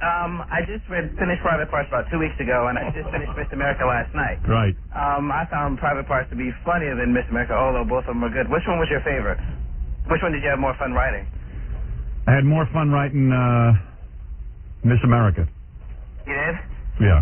Private Parts was hard to write because it was the first time I'd ever done it, and I was like all nervous that I wouldn't know how to do it. Each of them were really hard to write. That was the hardest thing I'd ever done. No fun at all? No fun at all. I mean, to say one was fun or more fun than the other, none of it was fun. There were times during writing Miss America I was really laughing hard because I was just being so outrageous and so ridiculous. Like the stuff I wrote about my wife's birthday party and all that. Yeah. Yeah, I mean, I was just having so much fun writing that. And That Michael. part was hilarious too. But in Private Parts, I love the prayer for cancer. That was just totally hilarious. Yeah, and then the Michael Jackson chapter Yeah. I wrote in 3 days. Not even 3 days. I mean, I wrote it so fast. It was easy. And also the cybersex one, I had an erection during the entire time I wrote it. And then you had to do the research for that. Yeah. So it was more fun, I guess, writing Miss America. But it's hard. It's hard. Well, I guess my next. I mean, the most fun about writing both books was Judith Reagan almost raped me during both of them. So that was kind of cool. Oh, well, I guess my next book has to be Quivers of Life, since I have a lot of time reading now. Yeah. Howard, Go for that. That's a good book, too. Why don't you let me play the homeless game, and then I'll do this. I'll win the tickets for the homeless game. I actually had the most fun writing Quivers of Life. I didn't want to tell you that I wrote that as well. All right, dude. We're not playing the homeless game now. I'm going to do Sternak. Well, what I want to do is I want to hold for the game, and then what I'll do is, if I win the tickets, I'll read the book, Lee's book, and then 3 months from now, I'll go ahead and, drop the bomb. All right, You're married. Yeah, Okay. who cares? I love you, Robin. Hey, before I get to Sternak, I got to play you this tape. This is great. Ted Turner had a press conference the other day, okay? Uh-huh. Hey, this is stuff you never hear. I don't know why the news media doesn't pick up on this. What did he do? I want you to listen to this and then explain to me afterwards why the news media doesn't pick up on this. All right, if I can, I will do that for you. I dig Ted Turner because, like, Ted Could Turner. it be that he's a very powerful man if he's doing something embarrassing? But this is wild. I mean, maybe it's because news people want to get jobs with him or something. Right. But He owns a whole network. or maybe he's just so insane that, like, when you hear the ravings of a lunatic, you just don't pay any attention. But we don't hear the ravings of a lunatic. He was talking about how minorities, how hard it is to be a minority because he is one of the most oppressed minorities. He? Yeah, he is. Yeah, you got to hear this. Well, wait a second. I'm going to play this for you now. All right, you ready? What minority group does he belong to? Listen, just listen to this and tell me this isn't insane. Well, I mean, there's been, we've suffered from discrimination. I've just suffered from discrimination all my life. And there's no greater minority on this planet than white Anglo-Saxon descendant males. When I was born 50 years ago, the descendants of Europeans accounted for about 20% of the people on the planet. And in 50 years, we've gone down to 1/10 of the people on the planet. The percentage, because we haven't been breeding as fast as the Asian or African and other South American Hispanic cultures. So we white people have to be extremely nice. And CNN was discriminated against in many ways. I'm used to it all my life, and that's why I identify with minorities so well. I feel real. People laugh. Yeah, they think he's joking. They think he's kidding. He just made an argument that white Anglo-Saxon Protestants are minorities and are abused people. Oppressed. I mean, they're the most privileged people on the planet. He's rolling in dough and he feels oppressed. I would like to go bitch slap him. Isn't that wild, though? Isn't that funny? Isn't that kind of funny? Man. I mean, technically, he's right. I mean, probably white people are... But oppressed? Yeah, they're the smallest minority, but they're not certainly oppressed. I mean, if anything, they're in a pretty powerful position. I mean, I don't get it. Yeah, it's terrible having all that power. No wonder that nut Jane Fonda gets along with him, right? There you go. They must see eye to eye on everything. Yeah, it's amazing. It's one cock eye to another. Right. Girls keep calling in and they say, our breasts aren't big enough. Could I play that tape again for them? Your breasts are enlarging more and more with every beat of your heartbeat. Your breasts are continuing to enlarge in all directions, becoming larger and larger. Feel your breasts enlarging. Know it to be true, and it is so. The fatty tissue in your body is like a big bottle pouring out warm or hot liquid into two other bottles. And McMahon's breasts are growing. A wonderful feeling envelops your body as you allow your breasts to grow and enlarge more and more. The gentle rays of the sun warming your... All right, enough of that. All right, let's do Sternak. You ready? They're talking too fast. Yeah, I know. Well, you're supposed to be asleep and you're absorbing all that. Oh, it's the sleep tape. Yeah, close your eyes and listen to this. I think that's when you listen to it. That's why they have all those waves going in the background. I could not sleep through any of that. I mean, how can you sleep with all that racket going on? More and more, causing your breasts to... My wife rolls over, I wake up. Enlarge more and more. You have exposed your breasts totally to the gentle, warming rays of the sun, so that both breasts are totally absorbed by the warmth of the sun. Your breasts becoming larger and larger. The warmth is causing them to grow larger. Hey, what's this I hear? You haven't given your new boyfriend anal sex yet? What? That's what Jackie tells me. Like that's an announcement. Well, evidently you announced it yesterday. I did not announce anything yesterday. You flipped out? Somebody said something to me, and Jackie said, oh, that sounds like an admission. And I don't even remember what it was I said, and I said, well, you're sadly mistaken. That has not happened. Well, here's what I understand. Here's what I understand so far. He's tried to get it, but you rejected it. No.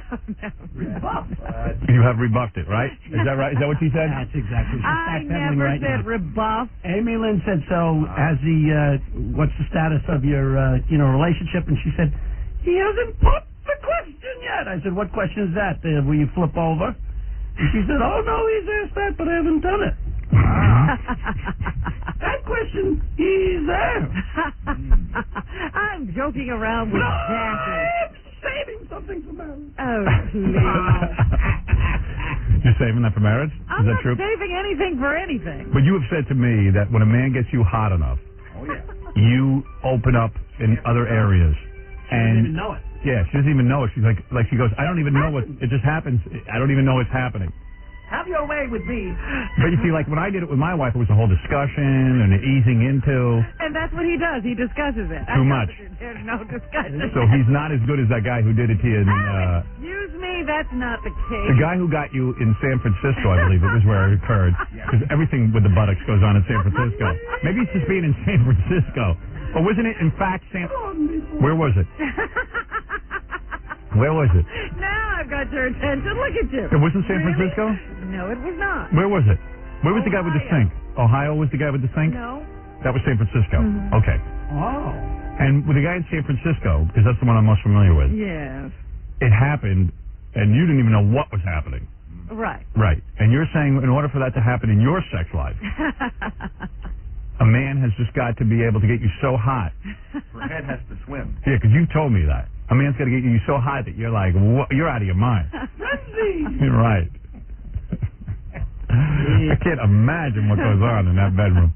Oh, man. I mean, if you get you that out of control, I mean, what do you must be like wild. Hurricane. Like a hurricane. Howard. Yeah, it's like a tornado. Yeah, One thing to get but very few men have ever whipped you into that kind of shape. So, in fact, your own boyfriend has not been able to whip you into that kind of shape. I wouldn't say he hasn't. He just Right. hasn't. Done it that way. No.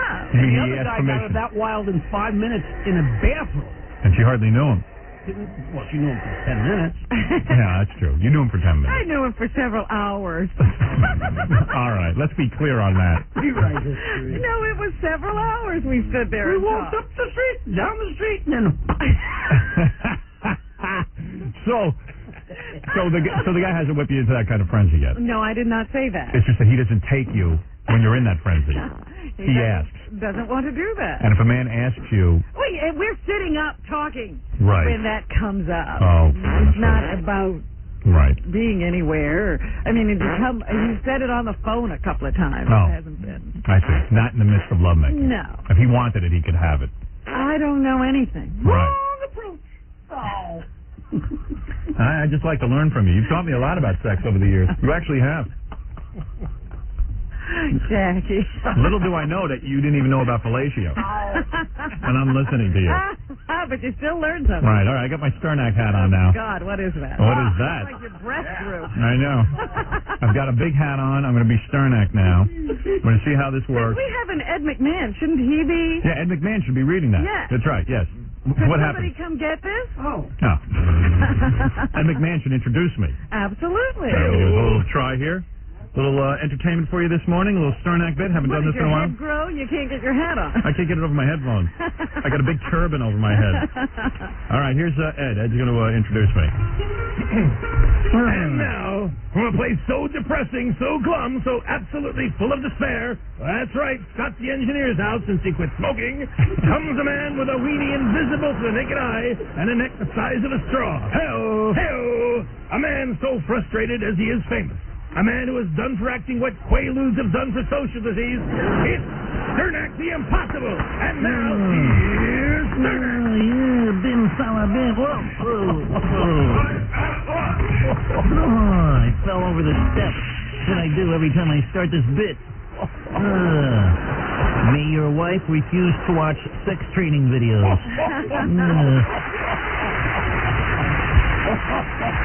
May your grandson set fire to you.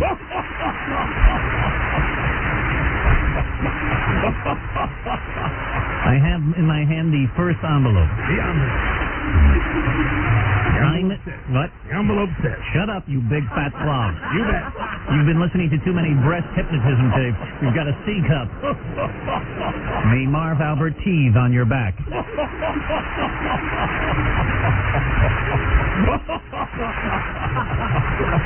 Imus, a repaired vacuum cleaner, and Robin Quivers. Imus. Excuse me, what? Stop. Oh, you want to go this way? Okay, all right. Sorry. We're not going in the wrong. Okay, here we go. I'll begin again. Take two. Sorry, oh great one. May Al Rosenberg call you twice a day for work. That's not funny. All right, here we go. The 15-year-old Howard Stern. The 15-year-old Howard Stern. 15 years old Howard Stern. 15-year-old Howard Stern. Howard Stern, 15 years old. Name the one person who has Name the one person who has gotten laid less times than the grown-up Howard Stern. Shut up, Ed. All right, here we go.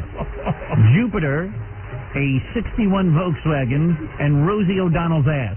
Jupiter, a 61 Volkswagen, and Rosie O'Donnell's ass. Very good at it. Donald's ass. Volkswagen. 61. Name three things bigger than Rosie O'Donnell's head. May a hit movie about your incredibly successful life not improve your outlook one goddamn iota.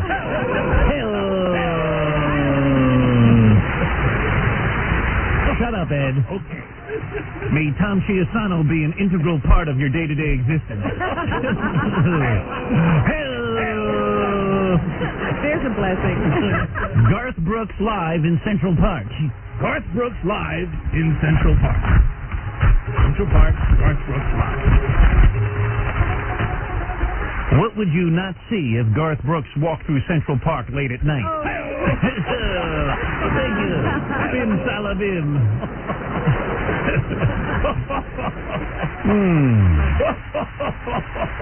May your show spend more time on the pronunciation of serial killer Cunanan's name than on his crimes.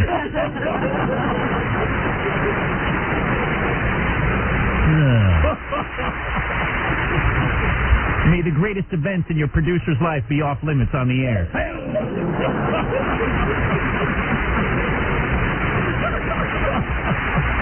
Robin Radzinski and To Get a Tan. Robin Kaczynski and To Get a Tan. Robin Radzinski. Robin Radzinski. Robin Radzinski. I'm an old man. And To Get a Tan. And To Get a Tan. All right. Robin Radzinski and To Get a Tan. Yes, what would that name and get a tan. Name three great reasons to go to a Greek beach.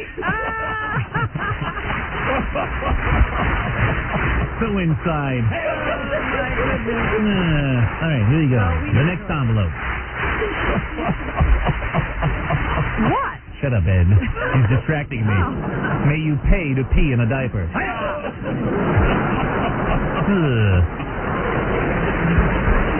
Fred Norris. Fred Norris. Fred Norris. He could be the answer to something? Name all of the people you have ever met or heard of who have changed their name for no apparent reason.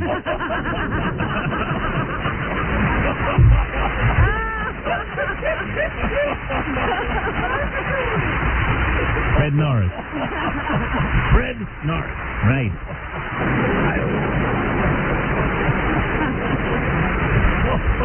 May you shell out $12 million for an ineffective yellow pitcher. DVD.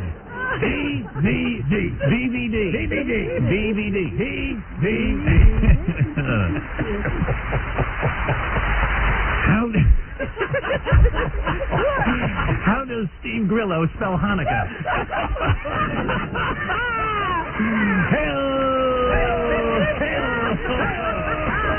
I left my hat on that one. You're not even... It's backwards, Karnak. No, is it? Cernak. Cernak is edgier than Karnak.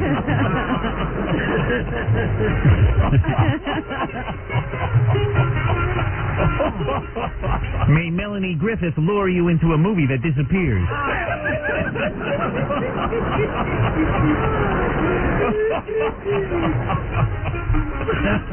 A recording studio, the Grand Canyon, and Tom Chiasano's head. A recording studio, the Grand Canyon, and Tom Chiasano's head.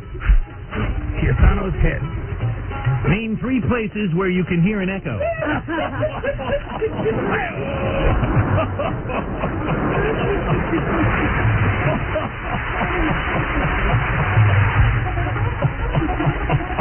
A fag potato, Andrew Cunanan Sphincter, and Scott D. Pace.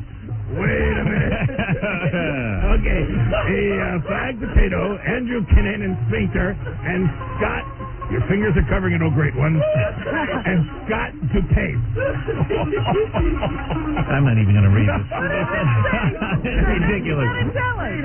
Name a homo tater, a homo crater, and a homo hater. Ridiculous. All right, finally, I hold in my hand the last envelope. Good. Final question, oh great one.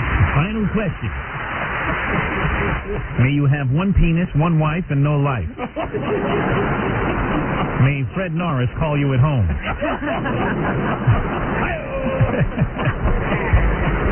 May your producer be as worthless as Bob Dole's right arm.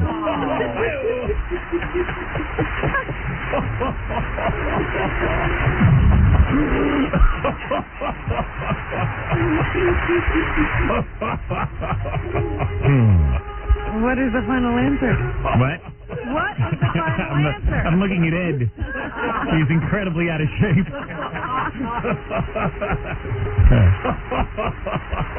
And he's turning red as he laughs. Yeah. May your unprecedented radio contract have no clause about climate control in your studio. Hey-oh.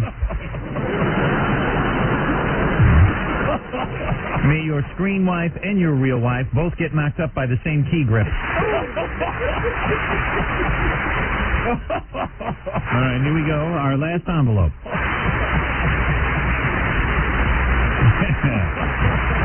Imus, a repaired vacuum cleaner, and Robin Quivers. Imus, a repaired vacuum cleaner, and Robin Quivers. Quivers. Imus, a repaired vacuum cleaner, and Robin Quivers. Robin Quivers. Repaired vacuum cleaner. Name something that always sucked and two things that suck now.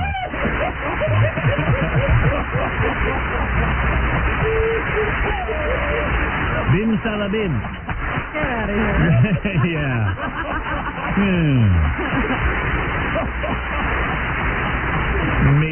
May the highlight of your day be rubbing against a piece of wood on your console.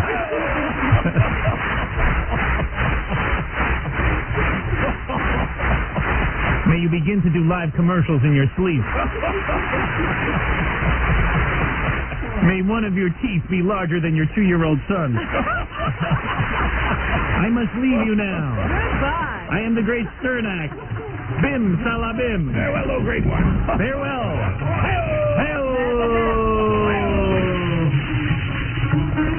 What happens to old football coaches like Tom Landry? They have to endure encounters with Stuttering John. Hi, Tom. I like your hat. Thanks a lot. Okay. How are you? Just fine. Great. Well, tell me, where is your freaking hat? Well, I left it at home. I didn't wear it on this trip. I mean, it's so, it's like such a famous thing, you know? Yeah. It was raining, so the straw hat wasn't very good. Did you ever smell the inside of your hat? No. What are your chances of bringing the Cowboys to a Super Bowl? Well, I tell you, I'm out of it right now. I hope they come back soon. Do you wear a hat when you're making whoopee with your wife? Oh, no. Not at all. Did you ever put your hat on backwards? Probably not. Did anyone ever try to knock your hat off your head? Well, they tried to steal it on the way out. Does the hat ever fall off in your sleep? I don't usually wear it on a sleeper. Does your wife wear a hat? No, she doesn't. Do you wear a chin strap under the hat when it's windy? It would help, but I don't. Can I wear your hat? But I guess you don't have it here, right? I don't have it, so you can't wear it. All right, well, you got it on. I know. Hey, great. You want to wear mine? No, thanks.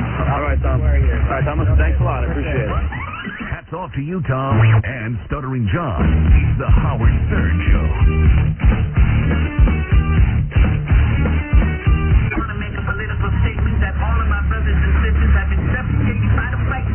You have violated my wife. You think. You know what you are? You will never be a great Cookie. You're the Antichrist. What? And now, the winner of the People's Choice Award at the Czech Film Festival. I'm sorry, what did you say? I said the Czech Film Festival. Oh, right. Yeah, that's pretty pretty huge. Howard Stern. So, anyway.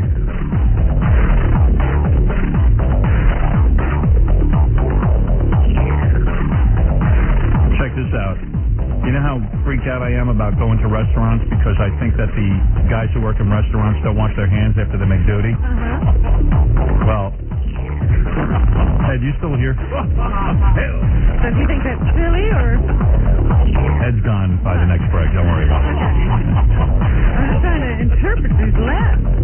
She's too fat to throw out. What are we waiting for the crane? Yeah, wait for the crane to pull in so we can get rid of him. Anyway, so you know how freaky it is that when you go to these restaurants, and even though the health department the health department always hangs those big signs in the bathroom that says employees must wash their hands after they do it. Yeah, they almost act as if the door will lock and they can't get out because they All say right. you must wash your hands before you return. Yeah, there's to a work. solution. This What? guy sent me a company called NetTech International. I don't know who they are or anything. They're a company in Red Bank, New Jersey. This company makes a product where you wear a name tag. The name tag is called Hygiene Guard Smart Badge. Yes. And it's programmed with individual identification codes. When an employee enters the restroom, the badge is activated by a signal transmitted from an entry sensor. Listen to this. If the employee does not adhere to health codes by using the soap dispenser and washing their hands, an LED light on the name tag will turn red. This is still not safe. In addition, when the employee leaves the restroom, their identification number will be recorded by the entry sensor and made available for printout by the manager and supervisor. So if a guy doesn't use soap and water, all right, he could probably... He could pump the soap dispenser, Yeah, but turn who's- on the water. But I'm saying it's at least a reminder to these guys that they have to wash their hands. It's a good start. But still, if Hidden somebody camera? wants to avoid... Yes, Okay. that's it. Hidden camera easier? Yeah. Then you got to sit and review the tapes. But you're not allowed to put a camera in the restroom. That's the problem. See? At the wash basin, why not? I don't know. They have a big thing, because then, some guy... Turns the camera around Yeah. and starts looking into the stall. Yeah. All right, I got a guy on the phone who claims he's been killing prostitutes and he's wondering why he's doing it. Oh, God. So maybe he thinks I have an answer. Is this Ed? Ed? No, this isn't Ed. Oh. You haven't killed any prostitutes? No, I never said my name was Ed. Oh. Sorry. That's okay. What name do you use? You can call me Clay. Clay? Clay? Yes, Clay. Okay, Clay. So what happened? How many prostitutes have you killed? 12. And you're wondering why you do it? I have a pretty good idea. Why? Did your mom beat you? Did your mom spank you? Was your mom a prostitute? No. Actually, nothing like that. What is it then? I think I just do it for the sense of the power. All right. Do you have sex with them first? Yes, and And then what, you strangle them? once. How else did you kill them? Well, a few times, actually most times with a hammer. And where do you do this primarily? I've done it twice in a parking garage, and then the rest of the times on the side of the road. And you're from the New Orleans area? Yes. And how, what do you beat them to death with a hammer? Man. That usually only takes once, and Dude, you got to have a lot of anger in you. yes. Man.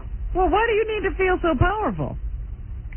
He's got some issue with women, but some shrink's got to look into it. It's not even worth. You might as well just kill yourself if you've killed 15 people. And that means you're heartless. Did you used to kill small animals? No, I've killed a rat. Yeah. See, a lot of guys start out killing kittens for some reason. Yeah, they kill something before they start with humans. If my kid killed a kitten or something cute, I'd probably just figure, well, this is it. They're going to be serial killers. Kill them. Dude, you're a serial killer. Yeah. Yeah. Wow. And you get away with it, I guess, because they're hookers, and so far nobody's... What? Is this Howard? Yeah. Hello? Hello? I didn't know this was Howard. Yeah, it's Howard. Of course. Yeah. Yeah. No, I've never killed a kitten. Really? Never killed any small animal except a rat? Yeah, rat's okay.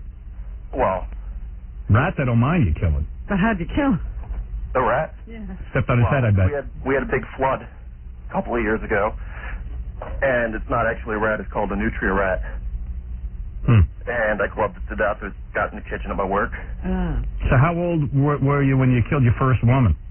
16. And you must be a powerful kind of guy, big guy. I wasn't then. Right. And when you killed your first one, did you go in there knowing you were going to kill her, or it just sort of happened? I knew I really had it planned out. You know, I wanted to do the whole sending clues. Right. Oh yeah, are you in? To baffle people, but it turned out no one noticed for a long time. Right. Like you killed her on the side of the road? Her, that was the parking garage. Okay. And then what'd you do with the body? You dumped that somewhere? Yeah, actually, I think she's probably one of the ones that they found. Yeah. But let me ask you something. You were sending clues that you were going to do this? No, I was. He was going to doing that. He was going to leave like a note for the newspapers, and you know. But you decided not to.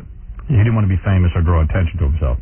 But my problem is. No, that's what I wanted to do. But but you did, but no one noticed the clues. I never sent the clues. I never left anything. You know, I wanted to have my own little signature. Right. I wanted to thumb paint with their thumbs. Oh, really? What do you want to do? Thumb paint with their thumbs. Thumb paint what, though? I don't know. Oh, anything. It was in a comic book a couple of years ago. Just seemed like a good idea. Like you take the girl you killed, you dip her thumbs in paint, and then you do like a thumb painting? Yes. On a piece of paper? Yeah. Now, after you kill somebody, do you play with the body? Actually, the closest I've ever done to that is I always make sure I pay them and I make sure they keep their money. Oh, really? When they're still alive, but with one of them I did put the money in a compromising place. I see. But this one, you know, it had a penis. Oh, really? It was a guy. Yeah, I didn't know at first. So do you ever get, do you think the reason you're so angry is because you were abused or something? No, I wasn't abused, Howard. Where's your family?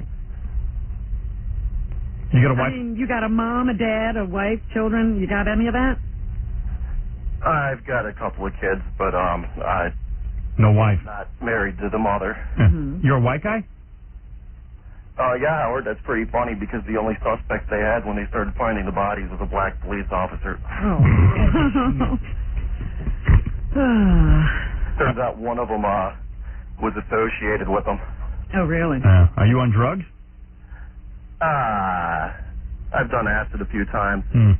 So, but nothing heavy. So after you killed the first 60-year-old, like you finished. No, I was 16. Oh, that's right. I'm sorry. She was. All right. So you finished with your sexual gratification, and then you. Not always, no. Not always. You don't even want to get laid sometimes. No, You just want to kill. I'm just bored. Right. But does the killing sexually satisfy you in some way? I can't believe Ed McMahon's not laughing. I've eaten off thinking about it later. Yeah. What do you say? That's about it. He's pleasured himself thinking about it later. Oh, he has. Okay. Now, how far apart are these murders? Like, do you murder and then, like, you feel satisfied for a while? I don't even understand why I do it, Howard. I don't know if I ever get any satisfaction. But how often? The together anywhere was the same night. Really? You killed two people in the same night? Yeah, but I went to Mississippi for the second one. So there's no pattern to how many weeks or days between murders? No. Are these mostly white chicks or black chicks? It's kind of fair number of them have been black. The transvestite was black. You think there's some racial motivation here? No, Howard. They were just, let's just say a Jimmy Swaggart town. Jimmy Swaggart town. Don't know what that means. Me neither, but... That's pretty much the area around here where the prostitutes all hang out. I see. And it's just whoever comes up to you. You don't pick a certain type? I don't even approach them. I wait for them to approach me, Robin. So that's like them asking for it. Do you ever, like, look into their eyes and go, you know, gee, these people were just children at one point, and maybe they just had a tough life? I've let a couple go. You have? Like, what happened? You're in the middle of killing them, and then they what do they say? Why would you let one go and kill the other? There was this one. Go ahead. I think she was probably really new to it. Yeah. There was just something about her. Maybe she reminded me of my ex-fiancée, but... Right. You somehow relate... More of an innocent quality. You somehow felt bad for her. Yeah. And you have a fiancé, so you're planning to get married? No. He had one. Oh, he had one. No. If I wouldn't be a suspect, believe me, she'd... But let me ask you, why'd you did you start to kill her and then, like you said, forget it? Or you just never even... Not even. You just had sex. You just had sex with her and then you let her go. I didn't even have sex with her, Howard. Well, that's weird. Now that's weird. I mean, he just really felt sorry for this. I don't know what she was doing what she was doing, but... Are you a big fat mess? But she got off lucky. Are you a big fat mess, or are you like a fairly good-looking guy? I'm not a big fat mess. I wouldn't call myself good-looking. I don't know what I'd call myself, Howard. Right. Do you have a decent job and all that stuff? Sounds like a bright guy. Not decent like you have. Yeah, well, we got ridiculous jobs. You get these. I don't even know that I'd call this a job. You know what I mean? This is not a normal It's a job. made-up job. Yeah, this is a job that's totally useless. You know what I mean? Like, nobody really needs it. It's a scam. To me, a job is like something like, a UPS driver is a Yeah, job. it's a job. All right. Not now. Thank you, Ed. Maybe this is a UPS driver. Ed laughs, but he has no job either. All right, so... All right, this is always but you weird. do work every day and stuff like that. This is always weird, but I'm bringing, at least we can sort of get into the mind of a guy who serial kills. I think he's 100% on the level. So you killed your first woman. When was the last time you killed? It's been a few months. Right. Actually, it's been going on a year. You're like the Boston Strangler, man. Maybe I should option your story. So, what do you think you're going to do? Do you think you're going to kill yourself? Do you think that Are you going to kill again? Can you stop this? If I killed myself, I'd miss the next Batman movie. Right. You don't want to do that. No. There's a fan. Actually, I'd actually kill myself to miss why that. would you want to stay for that? No, but in all seriousness, I mean, do you think that you could control this? Do you think you could stop? I think I have been. Oh, you have been for the last couple of months. A year he hasn't killed. Oh, a year? Yeah. Almost. So why do you think you stopped killing all of a sudden? I really don't know, Howard. Part of it had to do with my car broke down. Oh, no transportation. Seriously? That's the reason? Well, that was the reason for a month, but after that, I guess it was all self-control. Wow. But So you don't want to do this anymore? No, he wants to do it, but he's controlling himself. Like, you want to kill women, right? Sure. Yeah. And do you like it? Do you enjoy seeing them struggle as you kill them? Actually, none of them really struggle. Do you hit them from behind, or do they see it coming? I can't get inside their minds, but let's just say I hit them. But, I mean, are you facing them? Yeah. Well, so you can see their face and everything when you do it. Yeah. The worst I've ever gotten was one tried to grab my neck. I've never gotten any of the claw marks or anything that are dead giveaways. Right. You must be very powerful. I wouldn't call myself powerful. Maybe intimidating. Why did you choose this method?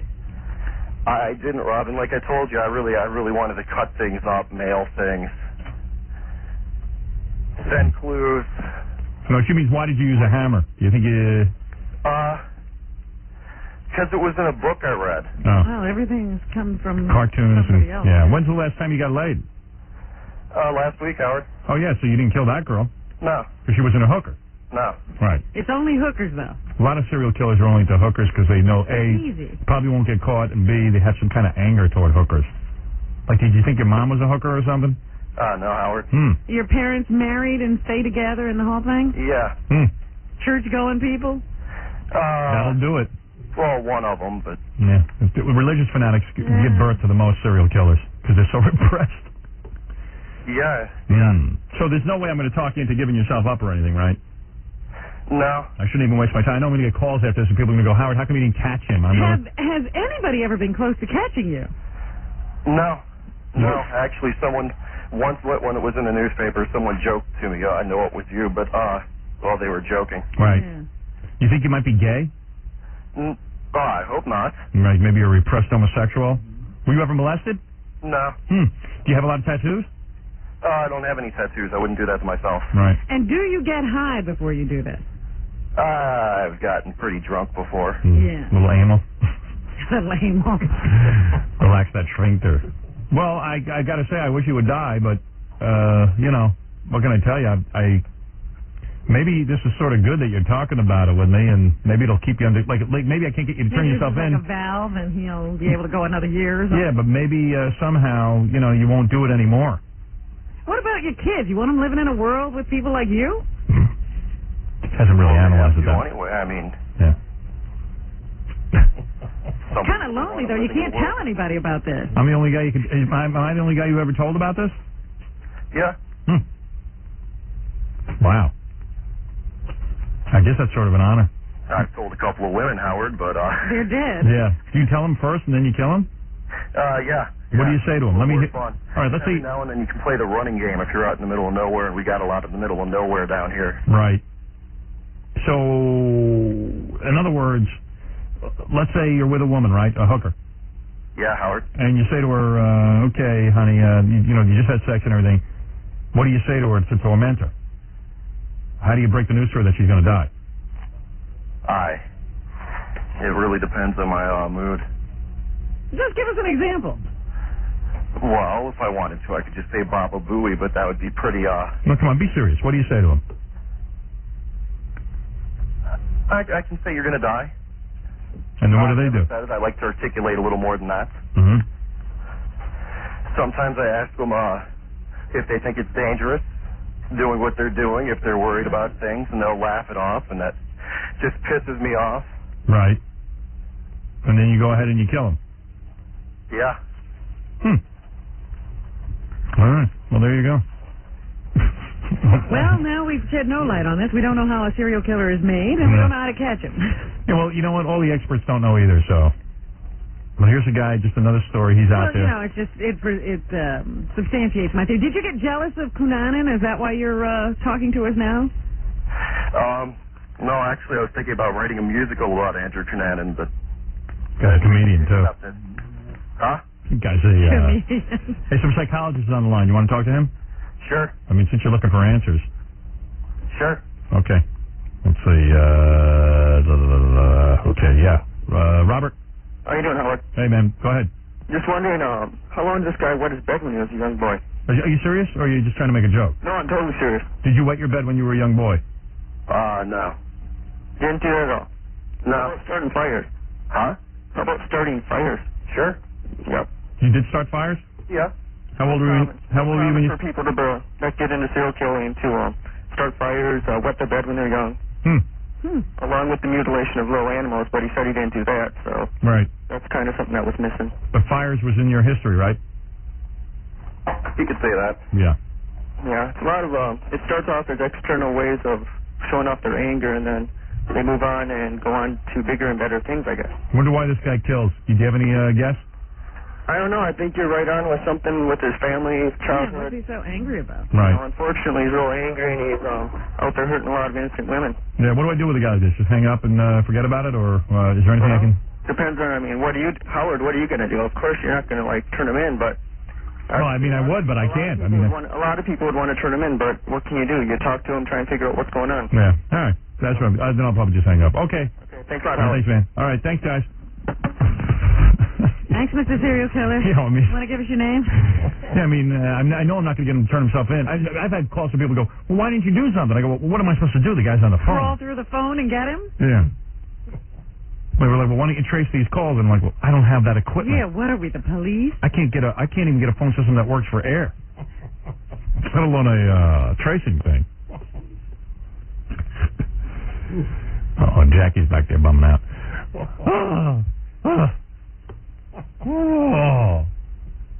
First I wasn't buying it. Now I think I'd buy it. Nah, I buy it. You I bought that got guy. sort of offhand attitude that you have to be a serial killer. Nah, I buy it. When he said Baba Booey, I was hoping he was going to break it. Yeah. Yeah, you horse-tooth jackass. Right. Snap right back, Yeah. No, I think he was the real deal. Tell you the truth. Okay, Tom, you're on the air. Tom, go ahead. I got a thing in the newspaper about Tom Bernard. Tom Bernard's the guy we compete with in Minneapolis, St. Paul, who is crapping in his pants because now I'm in town. That is the reason I syndicate this radio program, I swear to you. It wasn't an issue of money. It wasn't an issue of anything else. I wanted the credit for my work. Right. I want to be on in Minneapolis, St. Paul, where Tom Bernard rips off my show. And you're loved. Thank you. I want to be on in Chicago with the man queer who tells people that he's the best version of himself. You know, he's the best version of me. And I will take to the stage in Chicago when I kick your ass, and I will sit there and gloat over your dead daddy who must have died from embarrassment. Yeah, this is kind of what the article is talking about. Your daddy's in a body bag. Mm-hmm. What is this article? And the same with Tom Bernard, man, who's sitting there married to his exciting wife who wants to be a high society woman. Evidently, she's a big society climber. Yeah, I heard lots of charity work. Yeah, a lot of charity work, social work. Hey, how about this for charity work, man? Your husband's living in a sham. He's busy stealing everything I ever did. Yeah. How's that for a scam? How about the guys in Dallas now that I'm off the air for 3 weeks, busy doing every routine I ever did, trying to claim it's theirs? And they got to listen to half. How come they couldn't kick my ass when I was on in Dallas? Now they're all talking about that, and now they can kick my ass.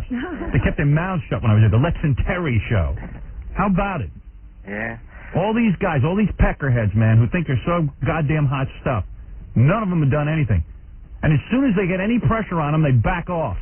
That's right. And that's what this is about right here. What's that say? This is an article in the entertainment section of the St. Paul Pioneer Press.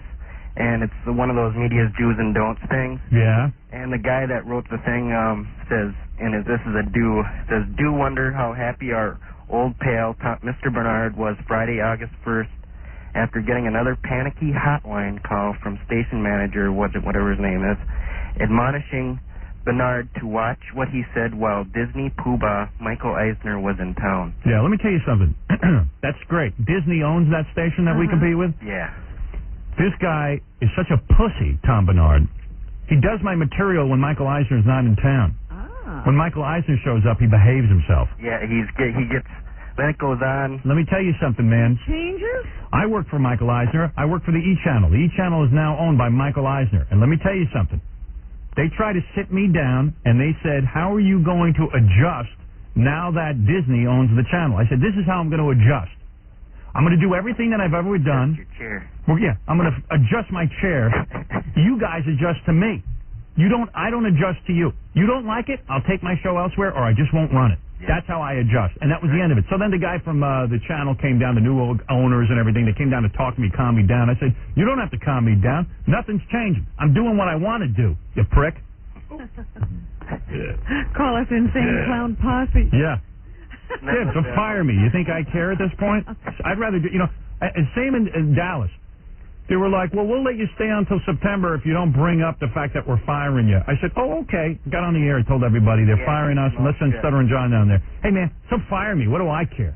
Yeah. Who cares at this point? Keep your mouth shut and let us do our business. Who wants to live a lie, man? How do these guys sleep at night? How does Tom Bernard sleep at night, man?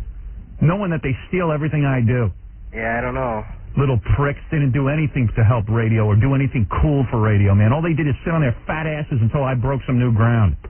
Bunch of fat, lazy pricks, right, Ed? Hey-o. Hey-o. Right. Hey, Al Rosenberg's cool. Can you imagine? Al Rosenberg is not cool. Yes, he is. You're right, sir. I've seen his cracking his ass for 2 years on that FX show. Yeah. You miss it, don't you? Poor Al, man. We love that man. But the thing goes on. No one, not even Eisner himself, can tell Bernard what to do or not to do. Oh, yeah. That's him talking. Unless they've got solid research to prove it'll sustain. No, I'll tell you who tells I'll tell you who tells Bernard what to do. I do. When I create it, he does it a week later. Yep. You write it down verbatim. Yeah. And then all right. On air, Bernard explains. Who cares? Thank you. All right. On air, Bernard can explain all he wants. Well, he's going to have no listeners. Yeah, he got like 3 hotline calls within a month. Guarantee you, the guy is off the air in a year because he can't take the pressure. He can't take the pressure. We have people already planted inside that radio station. The guy's cracking. He went out on the golf course with some clients. Yeah. And he evidently threw down his clubs and said he was under a lot of pressure.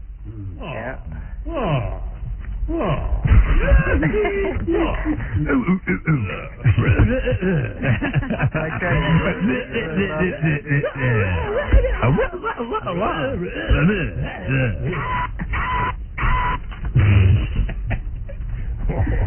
Al Rosenberg might be a lot of things, but he's not cool. All right. All right, dude. Thank you. All right. Unbelievable, man. All these guys, man, how do they live with themselves? And now, now, another moment in Crackhead Bob History. Today, he's Crackhead Bob. But before that, did you know that he was an auctioneer? Are you kidding? Sorry, must have been a misprint. Did you know that Crackhead Bob was a gigolo? How do you like it, baby? Oh, Bob. Want me to dance with you? Bob, you drive me wild. Take me. Take me. Face yourself. Here I come. Oh, baby. Another moment in Crackhead Bob History. I need a cigarette. On the Howard Stern Show. Unreal.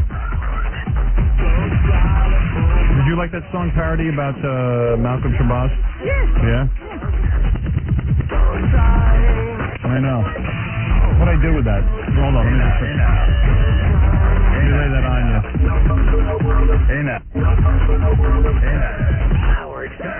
I got so many tapes in front of me, I can't even find my...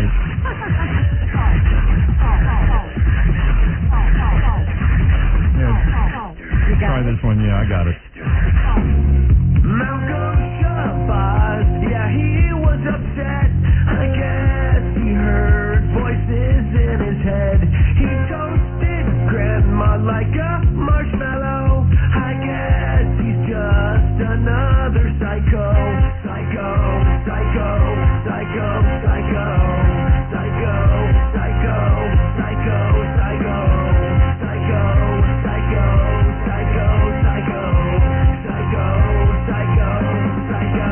Take a lighter, burn some matches, cook your grandma, take full ashes, torture pillow, burn her slipper, boy for Malcolm. Why you flippin'? Why you schizo? Why you psycho? Do you just like barbecue? I love the fact that they photographed him with that big garbage bag over his head. That's the best. I love that. That's what he deserves. Yeah. Hey, want to hear something weird? What? So all the guys who work for the E Channel, I'm talking about like DePace and Gump and Ganji and Einziger.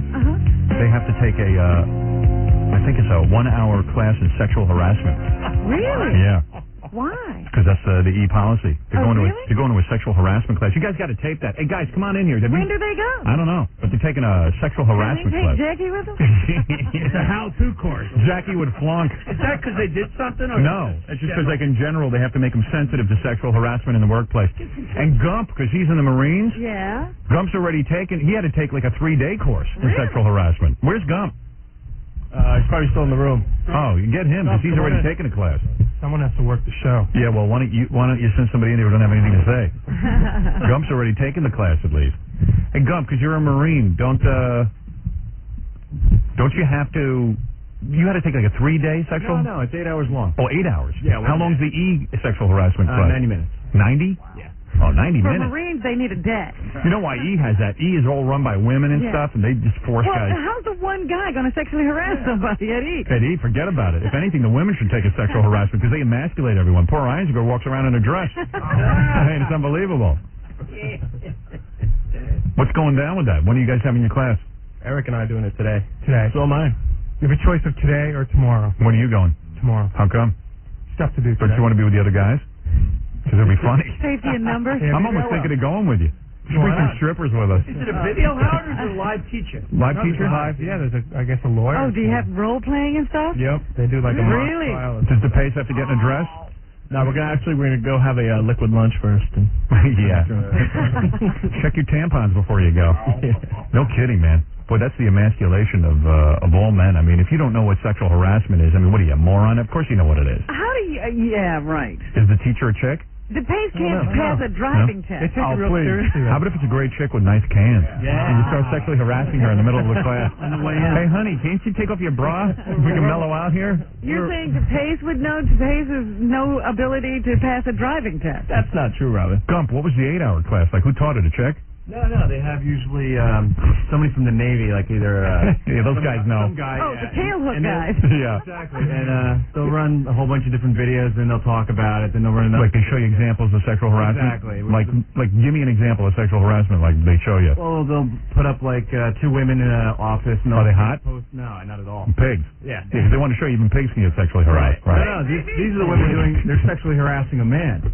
Oh, yeah? Reverse it. Oh, yeah, that happens a lot. Exactly. Yeah, in your dreams. Anyway, they're hanging up this poster, some beefcake kind of guy, and like Oh, please. somebody feels really uncomfortable in the office. Some guy feels uncomfortable? Yeah. Oh, please. Yeah. Give me a break. Oh, man. Howard? Yeah. You're being a little sexist on this. You know, it's just not the guys have to go. Radzinski has to go too. I think she should go. She's been sexually harassing me for years. She's after Jackie all the time. Yeah. There's the girl who needs it. It's good to have a chick with nice cans at one of those things. Yeah, when is she going? I'll go to her class. I think she's going today with us. Is she? Why don't you come? Yeah, maybe I'll go. Why don't you guys tape it? I'd love to hear it. I don't know if they'd let us, but Really? we can ask. That could be cool. I think we're sort of afraid that we're going to laugh at some of those things because... You know who put you up to that? Because Fran Shea. What's the whole company? It's not just us. Yeah, but Fran, that's probably her idea. She loves that crap. Well, yeah, did anything happen at E to make this a necessity? Not that I know of. Probably the job. Can you smoke weed during it so you can relax? Sure. We should bring Jackie. Yeah. Jackie, you need to. Hey, seriously, man, Jackie? All the people. Jackie don't know what sexual harassment means. I know it is. I just don't get There isn't a girl in this building he doesn't hump every day. And Al, you too. You ought to go, even though you're not working. Al's another guy who's a little too touchy-feely. You know what I mean? It's a fine line, you know, because sometimes you have some fun flirting, and the next thing you know, you're up on sexual harassment charges. Who knows? I say there is no way to teach that. Because, like, women don't even know what it is, so they think they're being sexually harassed. right and wrong, you know, you feel it. So, You say anything. it's right and wrong. You say no to Jackie, and he keeps coming. Right. You know you want it. You know you want it. No means yes. Love it. Yeah, I read her book twice. So what time? What is it? You know, on one or two occasions over the years, Yeah. I've mentioned to Jackie that, you know, just trying to help him out, that maybe, hey, that might not be the thing to say, if Hey, mind your something like that. And he gets all pissed off. He goes, come on, they know I'm kidding around. Get off me. You're just sensitive because you have press. What fun is it coming to work? That's right. That's the perk. Danny, you're on the air. Yeah. Yeah. I had to go in one of them classes for sexual harassment. Yeah. Yeah, and they have to teach you how to, like, because I was working on my job, and I asked the girl out, and she's like, filed sexual harassment with me, right? Yeah. So then I went, and they made me go to this class. They almost fired me because of it. I went and I took the class at a local college over here in Long Island. How many hours? I had to take like a 5-hour course. Yeah. That's not as bad as the Navy, but it's pretty bad. Well, you get a break in the middle, so total 5 hours. They give you 2 hours, take a break, and then, But I took the class and. Was it a hot chick? Who teaches it? No, it was like. Get to the S word. Oh, listen. Hey now. So like the lady wasn't hot. She was like a pig who taught it. Yeah, she was like old. She was like 40. Wow, yeah, that's old, man. Yeah, it is. Not old enough. Yeah. Can you at least masturbate during the breaks? She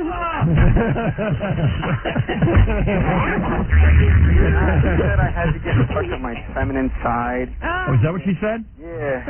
Hey, listen, honey, I'll come to the class, but I'm no homo. He's still trying to identify. All right. I like to imagine they tell the pace to get in touch with his feminine side at the class. I don't think so. Be searching for one. Right. How did he ask her out, though? I had to get. You asked that to your teacher? No. No, the girl. At work? Charges. How did he ask her out, though? Like, what did you say? Nothing. I just said, hey, how you doing? I was talking. I worked with her for a couple months. Yeah, she was pretty good looking? Yeah, she was hot, man. Okay, so go ahead. I'll be the chick. Show me what you did. Nothing. I was just like, hey, man, I've been working with you for a while, all this other crap, and... You're a pretty romantic guy. Yeah. Hey, I've been working with you. What kind of job is that? I told her she was hot. I said, I want to know what kind of place hired him. All right, so you went up to her and you said, hey, I've been working with you a long time. Then what'd you say? Nothing. Then I asked her. Hey, you're hot. Why don't we go out to dinner? God, is that bad? Well, she was wearing a nice dress and her ass was sticking out. Yeah, I mean, what is she looking for? And you're telling me you can't do that? I mean, what is up with that? And then women wonder why they don't get asked out. I see women every day. No one asked me out. Well, yeah, because you're going to put us up on charges, you bitch. I'm serious. No, I don't know that this guy wasn't hanging all over. I don't know, man. He sounds okay to me. Very uncomfortable. What, are we going to put the guy in jail because he asked a girl out on a date? No, send him to a class about it. Yeah, great. So what happened? I went, I asked her out, and then it was like around 10 o'clock. I took my lunch break, right? Mm-hmm. And then, like 12 o'clock, my boss comes up to me. Were you sexually harassing this woman? You know, this and that. You mean you took her out? Yeah. And Yeah, you took her out to lunch. She went and she called up her lawyer before she told my boss. No. And she went to lunch with you? No, he went to lunch after asking me. Oh, I see. When I went to go punch out for lunch, and told me, "Are you sexually harassing this woman?" Because she called her lawyer before she called. What kind of work do you do? Huh? What kind of work you do? I'd rather not say. I mean, what type of work? Sensitive. Well, I do office work. All right. Jeez. Man, I tell you, it's pretty frightening. Yeah, you guys better go take that class. So what did you learn from your class? Nothing. Nothing. Because he didn't do anything wrong. I had they was trying to like teach me how to like respect women. Hey, dude, let me tell you something. These broads want to put us all in jail. It's a war. It's a war out there. You better be careful, okay? You know? Yeah, all right. I don't know, man. I guess you can't ask a woman out at work. Is that the deal? Yeah. Dude, I was at my fiance's work yesterday, Yeah. and there's a picture of a naked man sitting on the bathroom door. Now, isn't that harassment? Yep. I don't know. Yep. I'm confused as That anyone else upsets on me. this issue. I don't want to see that. I don't see that either. Me neither. No, DePace certainly doesn't want to see that. Yeah. If Pace looks at him, he might get aroused, and then he'll have all kind of confusion. Here's a guy who actually teaches a sexual harassment class. Okay. All right, dude. Hey. Yeah. What kind of class is this? Okay, what I do is I teach a sexual harassment information course for OEO for a city agency. Yeah. And what you heard the last caller? What he did was that bad? Yeah. I mean, he went up to a chick and said, "You look pretty hot. Can I go out with you?" Actually, okay, the thing is, could you believe that to ask one of your coworkers to go to lunch could not be considered sexual harassment, but to ask them to dinner is. Wow. So he could have stuck to lunch. Hey, maybe I ought to take this class. Yeah, I think you should. Actually, Hey, can you imagine this is going to solve the problem? Yeah, let's go to work. Excuse me, I'm attracted to you. Can I take you out to dinner? And then next thing you know, you got to go take a class, and you're going to be threatened, and it goes on your permanent record. Well, I mean, for crying out loud, man. And then of course, if you're a good-looking guy, chick goes, "Oh, the hottest guy asked me out." What if the women approach the guy? Oh, that's, Yes or no? That's wrong too. That's also could be considered sexual harassment. You know what we guys have to do? We have to start filing charges against these women. What is proper conduct between men and women in the workplace? You could go up to a chick and say, "Hey, honey, I think you look hot. I want to go out with you." And you could lose your job. Right. That's unbelievable. I would say that to somebody. I think Why not? Brzezinski said that to me before. Really? Yeah. Can I ask this guy a question? Really? She asked you out? No. And you didn't go? Said I look good. She said you look good. Yeah. She did? That's harassment. I'm kidding. You ought to, no one ever tells you you look good. You know No that offense, means man. heat. You know I don't that. think you Wait got. a minute, I don't think you got that many options. Didn't they say that Brzezinski was all over Doug at the party? That's right. No. Was she? Hey, Doug, you know, I was surprised, man. For a Jew, you got a real nice body. I got to tell you. What? Actually, that brings up a pretty good point. If a worker is flirting with somebody at a party and it's not during work hours, is that sexual harassment? Yes. Yes. I could be fired for flirting with somebody I work with. That's right. Yes. On and off time. All right, let me ask you a question, okay? You go to the office Christmas party, right? Yeah. And you go up to a girl and you say to her, "Hey, man, you look really nice tonight." Is that sexual harassment? Yeah, but that's an office function. Excuse me. I'm asking the questions, Baba Booey. I'm not talking to you. Is that sexual harassment? It's how you based on how you ask it. I mean, how you say it. All right. If I say, "Hey, you look really nice tonight," that's okay. But if I say, "Hey, you look really nice tonight, I would like to go out on a date with you," that's sexual harassment. Well, actually, it's more like, let's say if you say, "Hey, you look nice tonight," or "Hey, you look nice tonight." You're kidding. Wow. And looking up and down. Basically, sexual harassment is based on the victim feeling vulnerable, All feeling. right, let's say I go up to a girl at the office Christmas party, and I just put my hands on her chest. and take a quick feel. You're out of a wrong? job. That's out of Wait a job. a minute. What if they hang mistletoe in the office? And then I grab the girl and I kiss her. Yeah. If she feels uncomfortable with it, basically, if you're ugly, you're sexual harassment. Yeah, right. Okay, let me answer this. So what if, let's say I go to a party, right? Not an office party. Right. All right? Like I go to Jackie's house. Everything is okay. Like a shanty party. Right, shanty party. And I go there, where food isn't served till 10 o'clock and I'm And starving. you're doing nothing but drinking. Right. And I walk up to one employee harassment? And I walk up to one of the girls, okay, and I say, hey, you look great tonight. I'd like to go out with you. Is that sexual harassment? Yeah, and you could lose your job. Wow. And you could get sued. But that's not a office function. That's not a. How do you get? That's a private party. How do you ever ask a girl out? Okay, the thing is, if it's an office function, okay, if let's say it's not an office function, and everyone that's at the party is from work. Forget it. You know what? I don't even want to hear this anymore. This is frying my brain. know what to do. I'm glad I'm married. I just want to tell you something. What? Could you believe I had to investigate 2 cases where 2 guys lost their jobs working for New York City for having your radio show on in the office? Yeah, I get letters about it all the time. And how about a kid in 6th grade just wrote me a letter? He was reading Miss America, got suspended for 2 days. Yeah, now mind you, I feel bad because I have to prosecute. Right. And meanwhile, I'm a fan. Right. And is it wrong to listen to this show in an office? Yeah, with me, I have my headphones on. Right now, I'm sitting in an office full of people, and Okay. Yeah, I agree with that. Yeah, go ahead. Now, what about it in our office if we're watching show tape? It's our job to watch the tape, and it's sexual, content of the show, and another employee from the back of the office, not working for the show, walks over and hears or even sees naked girls. Is that sexual harassment? Us doing our job and seeing actually, in that office of yours, I guess you got a whole different set of rules. Yeah.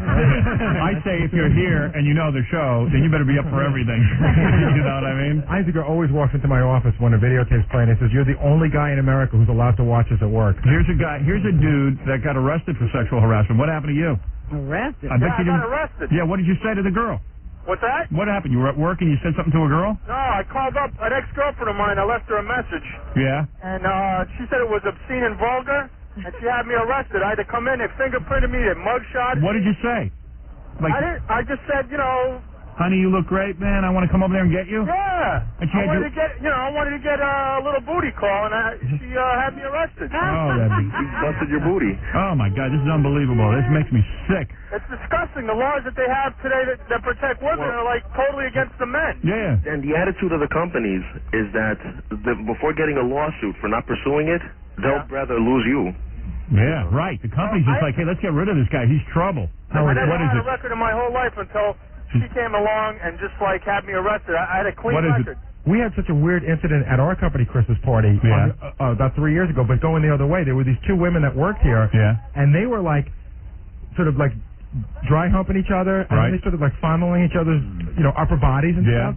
And a couple of guys were watching this stuff, and nobody really said anything, but I mean, look what they were doing. That's sexual harassment. I mean, could we have gotten in trouble for that if we'd have said anything? It sounds like you get in trouble for anything. You can't even have fun anymore. If we'd have said, wow, that's... hello, you look nice today, or, you look nice today. If 2 girls are kissing each other and touching each other's breasts, and you go, wow, that's I really say you're cool. allowed to jump on top and do stuff to them. Actually, if you're at an office party, go ahead. Okay, if you're at an office party, the girl to go for is the one sitting with her naked ass on the copy machine. You're a That's the comedian. one that probably won't report you. Well, I don't think those 2 would have reported anybody. Here's a guy got fired for sexual harassment. What'd you do? Oh, man. I was working in a gym. I'm a personal trainer. Go ahead. And this girl was working out, right? Go ahead. And she looked pretty bad. And then she went in, she takes a shower, she comes out, she's got makeup on and everything. She's walking by, and she looked great. And I go, wow. And she turns, and she looks at me, and she goes, what'd you just say? And I go, well, you look pretty good, with makeup on and stuff. Right. And she took it the wrong way. 5 minutes later, the head guy's downstairs, and I get fired. Oh. Wow. No questions asked. Oh, my Just to God. tell her she looked good for wearing makeup. You know what this is, man? This is a way for ugly girls to get even with the world, dude. That's all this is. That's what's going on here. I don't think ugly girls are the only ones who file these suits. 9 times out of 10 there are, Robin. I've researched. What did you say? Most of the cases that I investigate. Go ahead. There's no such thing as ugly girls and good-looking girls.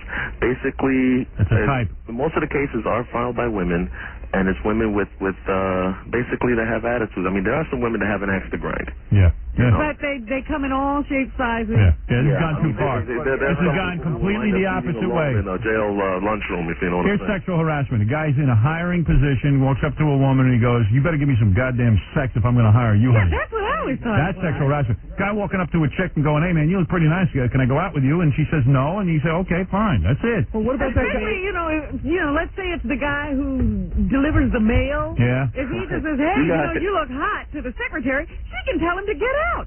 Then this is the first time anyone ever told her she looked hot. What about that poor guy who was just talking about the Seinfeld episode? Hey, look, this is what I saw on TV that's last night. ridiculous. And sleep with me or you're fired. That's sexual harassment. That's it. The case closed. This is Actually, ridiculous. you'd be surprised. But anyway, listen, I have All right, to go I now. got to go too, okay? I just want to say hello to all the employees of the New York City Housing Authority. All right, thank you. All right, bye. All right. Thanks, guys. All right. I don't want to talk about it. I didn't know you guys had to go to that today. Yeah. You have any specific questions you want us to ask? Yeah. How come E is making the guys take this when it's a bigger ripoff? No. You want to ask the question, what is the appropriate way to ask for a date in the office? Right.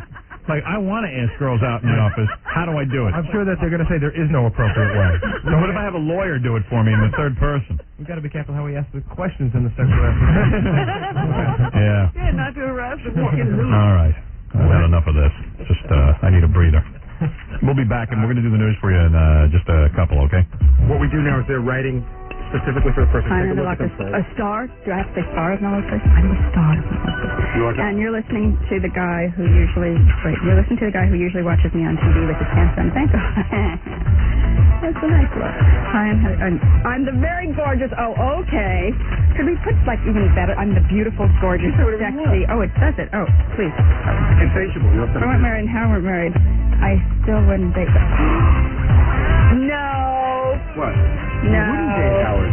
I still wouldn't date Howard. No, I'm not saying that. No, he wrote that. I'm not going to say that.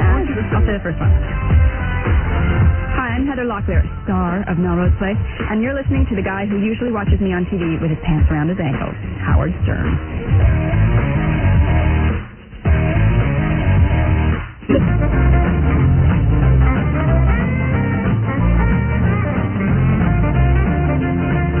Both is what you're saying. While he's singing, I can. All right. All right, Breath Assure. This is a great product. You've heard about Breath Assure. Ed, you might want to listen to this. Let me tell you, Breath Assure is now the #1 selling breath freshener in the entire country. #1. We brush, we floss, we gargle, but sometimes that just isn't enough. You need the confidence of Breath Assure. Breath Assure gives you fresh, clean breath for hours and hours. Breath Assure is a tiny, all-natural capsule that you swallow. Breath Assure is #1 because it doesn't mask bad breath. It gives you clean, fresh breath for hours from the inside out. And guess what? Now there's dual-action Breath Assure D with digestate. Does your tummy ever feel bad? Well, now new Breath Assure D is all-natural, and it contains chamomile, ginger, and true licorice to help your tummy feel better. Tummy. Breath Assure and new Breath Assure D. Don't breathe without it. You can find Breath Assure at Rite Aid, CVS, Duane Reade, and other fine stores. Breath Assure. 92.3. You're listening to the Howard Stern Show.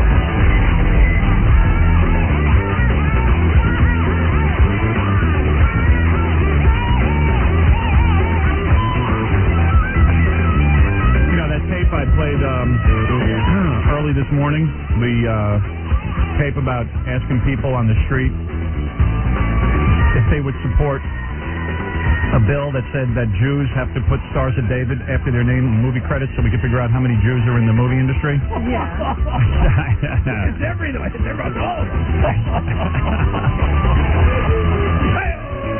I like that tape. I was thinking of just giving it a quick shot before we got into news. Some people might have missed it. All right.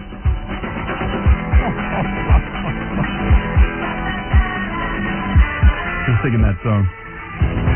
5-part soundtrack. Isn't that it? 5-part soundtrack? Yes. Yeah. That's what I thought. Got a little confused, all right? Here's Dean. He's our intern. He goes out, right? Says to people on the street, hey, man, there's a senator who was trying to pass a bill so the Jews have to identify themselves. would you sign a petition to endorse Senator McKenna's recent bill to require all Hollywood producers to put the Star of David after each Jewish name in any and all credits so it would be apparent to the movie-going public the incredible abundance of Jews that have infiltrated this part of our media and culture? What are you talking about? Did I tell you I was in a hurry? It's the stupidest thing I ever heard. You're slowing me down. So you wouldn't sign a petition? I don't even know what you're talking about, and I wouldn't sign anything that sounded remotely like that. You wouldn't sign a petition that would put the Star of This is crazy. Okay, thank you very much for your time. You're very welcome. You can stop for the question because I don't want to hear the question and I don't want to answer it. Okay, you wouldn't sign a petition? I don't want to answer the question. Are you kidding? No. This is a real bill? This man should be shot. So you wouldn't sign it? I certainly wouldn't sign it. That's going back to the days of Hitler, isn't it? No. Are they going to put an Italian flag next to each other of the other names? No. So that we know who's Italian? No, and just who's the Jews. Irish? And who's Austrian? And who's Spanish? Of any kind of descent? Who's easy about that? Right. And who's French? I mean, is that not ridiculous? Yes. You would? And why is that? Because I'm Jewish, number one. I came from Russia 17 years ago. But they said all Jews were smart. And I didn't for understand me, this Jewish, the most important people in the world. No, I wouldn't. Okay, why not? I'm not interested. Not interested? No. I'm not because I'm not feeling good. My nose is burning me. Your nose is burning? Yeah. What's wrong with your nose? My nose is burning me, so I'm not interested. That's a tough question because it depends on what the Star of David is representing, though. Because see, I'm Rastafarian. As I say, I consider myself, I speak for myself. I see the Star of David as a different meaning than the Jews think of it, but it's in a sense it's all the same. What's the meaning for the Rastafarians? Well, I'm not going to speak on that right now. Not now. If you want to know, you can read about it. I speak on that. So some people would support the bill having the Jews identify themselves, and some vehemently said no. I like the guy whose nose is burning. When a guy tells He you, doesn't even want to be bothered with this. when a guy tells you his nose is burning, what does it usually mean? I don't know. Bad crack. Well, yes, sir. Hey-o.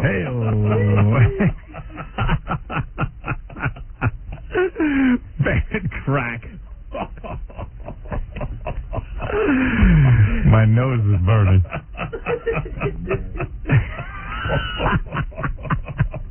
Shut up, Ed. Okay. All right. Right you are, oh great one. So many people on the phone I didn't even get to. There was a guy who's been videotaping women having sex without them knowing it. And, How does he do that? yeah, a guy got fired for having Playboy pictures on a screensaver at work. So many different things. Now, see, I got your interest, didn't I? We both got your interest. Anthony. Yeah. You videotape chicks that having sex with you? Yeah, sure. Who's It's Howard. Okay. Hey, what's up, guy? No, what do you do? My office. Hold on. Here. Okay, go ahead. Close the door. Yeah, you better close both doors. So what do you do? Like, you get them into the bed and then you hide the camera somewhere? Basically, I wrap up the camera in a towel and just with the lens part out. And then when they come into my bedroom, I don't let them really get a view of that way. I kind of stand in front of it and block it Right. until they're on the bed. Right. And then what do you do? Well, we have, various sessions and we'll play fantasy games. I called yesterday because I thought it was pertaining to yesterday more. It seems to pertain to every day on this show. Fantasy games. Yeah, right, exactly. So, Right. the one that I have is one of a spanking episode that she is a bad girl because she came home and forgot her book. So I play the daddy and... Send us all of them. No, don't send it because this is wrong. You shouldn't do this. Oh, yeah. No, Well, it is legal because one person knows that the it is tape legal? going, yeah. All right, then send them to me. Is this illegal? What? Is that illegal? No, it's legal. Robin's saying it's legal. I have to think there's something wrong with it. It's not fair, but the law says Right. that as long as one party knows about the videotaping and they're in the videotape, I guess it's okay. Let's not mislead anybody because some states do have laws against it. Is that right? Yeah, but if she finds out. I think in New York State, and I'm not sure, you'd have to check this, but I think Well, as this came unbelievable as this sounds, we learned this during the Frank Gifford thing. That's right. that you're allowed to videotape somebody as long as you know about it. Beautiful. Beautiful. I mean, There's no problem. yeah, I always thought that was wrong, but Yeah, evidently. that's what I thought. You know, I show my cousins and my friends. And See, you're saying, how does a law like that happen? And you say, well, you know how that happens? Like 60 Minutes wants to go out and do investigative reporting, and they want to catch people who are doing insurance fraud and stuff. But there's no, like, technicality, like, only if you're associated with a news program? No. No. Evidently, if it's a law for 60 Minutes, it's got to be the law for you. So as wacky as this sounds, and I can't even believe it. I just find that despicable. Right, it's bizarre. It's bizarre, but here you are doing it, and Bingo. And also... And I don't know that it's wrong. And I really think it should be. Right, so, like, these guys are talking about sexual harassment, this and that. Because I have a small penis. I don't want anybody videotaping me. If you get him on, if you get the girl on tape, can she say that you sexually harassed her, even though, like... No. She can't, right? That's no, that ain't sexual harassment. She's a willing participant. Partner, right? Yeah, no, that's probably good. That's good evidence. That's what I'm saying. These guys should, tape the conversation. See, in a way, if you ever get caught, you say, hey, listen, man, I don't want some girl accusing me of rape or something like that, so I videotape all my encounters. Right, and she's definitely not complaining. See, then it's a good thing. Yeah, you Yeah, like loophole. Howard. It's funny. It's funny. You have to think those things through. Yeah. Yeah, I'd like to see that. Well, Dominic says he knows the law on this. This is the bloated attorney. I'll come down one morning and show you guys if you really want. Yeah, I want to see it. Dominic, hi. All right, so you're pretty close. In most states, it's illegal. Okay, New York. What about New York? Well, New York is now a split decision. We originally thought that absolutely was okay. But I'm told that some of the district attorney's offices are now looking into the possibility that even though one person consents in the room, that they can find this to be an invasion. Now, it's not a criminal act yet, an invasion of privacy, and that there may be a loss civilly. All right, 60 Minutes goes ahead in New York investigating insurance fraud, and they take a hidden camera into a room. They interview a guy, he doesn't know the camera's on him, and they run that on 60 Minutes. That's legal? Now, yes. Now, wait, it's done in New York State. Wait, Dominic, she could sue me for money? Well, here's the question. Well, what else are you going to sue you Think for? about that lawsuit in Virginia Yeah. when they did that case on 60 Minutes with the bad, I think it was 60 Minutes, where they investigated bad meat and stuff. And there they let them sue because each state has its own law. Now, here's the real question. When we play it on the air, the states that it is illegal, is that a civil action? There's where it comes real tricky.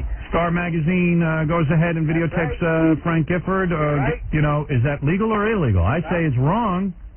But then when 60 Minutes does it and discovers bad meat, then it's good, I guess. So it's. You know what? You're getting better at this law stuff than the lawyers. So in other words, it's so ambiguous that it'll keep lawyers busy for the rest of their careers making tons of money. I could tell you I'm looking for a new car. Now, one last sexual harassment story, please. Real quick.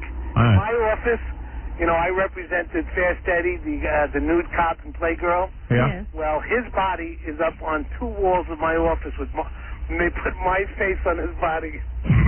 All right, you just should have just stopped. You were actually making sense this morning. Dominic was like a really good guest this morning until he told that story. What happened to Dominic at the birthday party? I had to go to visit someone in the hospital. Oh, okay. Very, very sad. You never say goodbye. Yeah. Robin, you looked hot that day, I have to tell you. Why, thank you, Dominic. He did tell me that. Are you sexually harassing me? Yeah, that's it. Bring him up on charges. Anyway, so there you go. So this guy's videotaping girls, and the answer is, who knows if it's right or wrong? But, yeah, hopefully she won't ever find out. Yeah, how's she going to know? Yeah, really. Right. She's listening, but she doesn't listen. So. Right. Unless one of her brothers are listening, but that might not be good. I hear you. Okay, dude. Hey, man, if you want, I can come down and show you. Let me think. Do I have a moral problem with that? Send 2 copies. No, yes. Send 2 copies. I'm not sending any. We want to see that, right, Robin? I don't want to see it. But you look. Please, I might all answer. right. I'll come down. I'm pretty sure I know it's wrong, but I think I want to look at it anyway. I'll come down. I could come down tomorrow, or on Friday, or next week, whenever. Tied up. All right, we'll make arrangements. Hold on. Yeah. Hold on. Yeah. And you can be here as well. Send the tapes first. Right. Also depends whether the broad is nice looking. Yeah.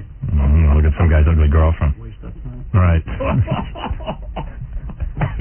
Yeah, we're busy. Ed joining us today.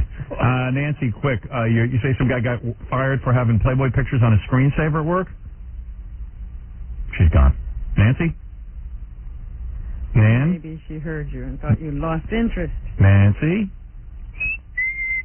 No, you know what? I did lose interest. How's that?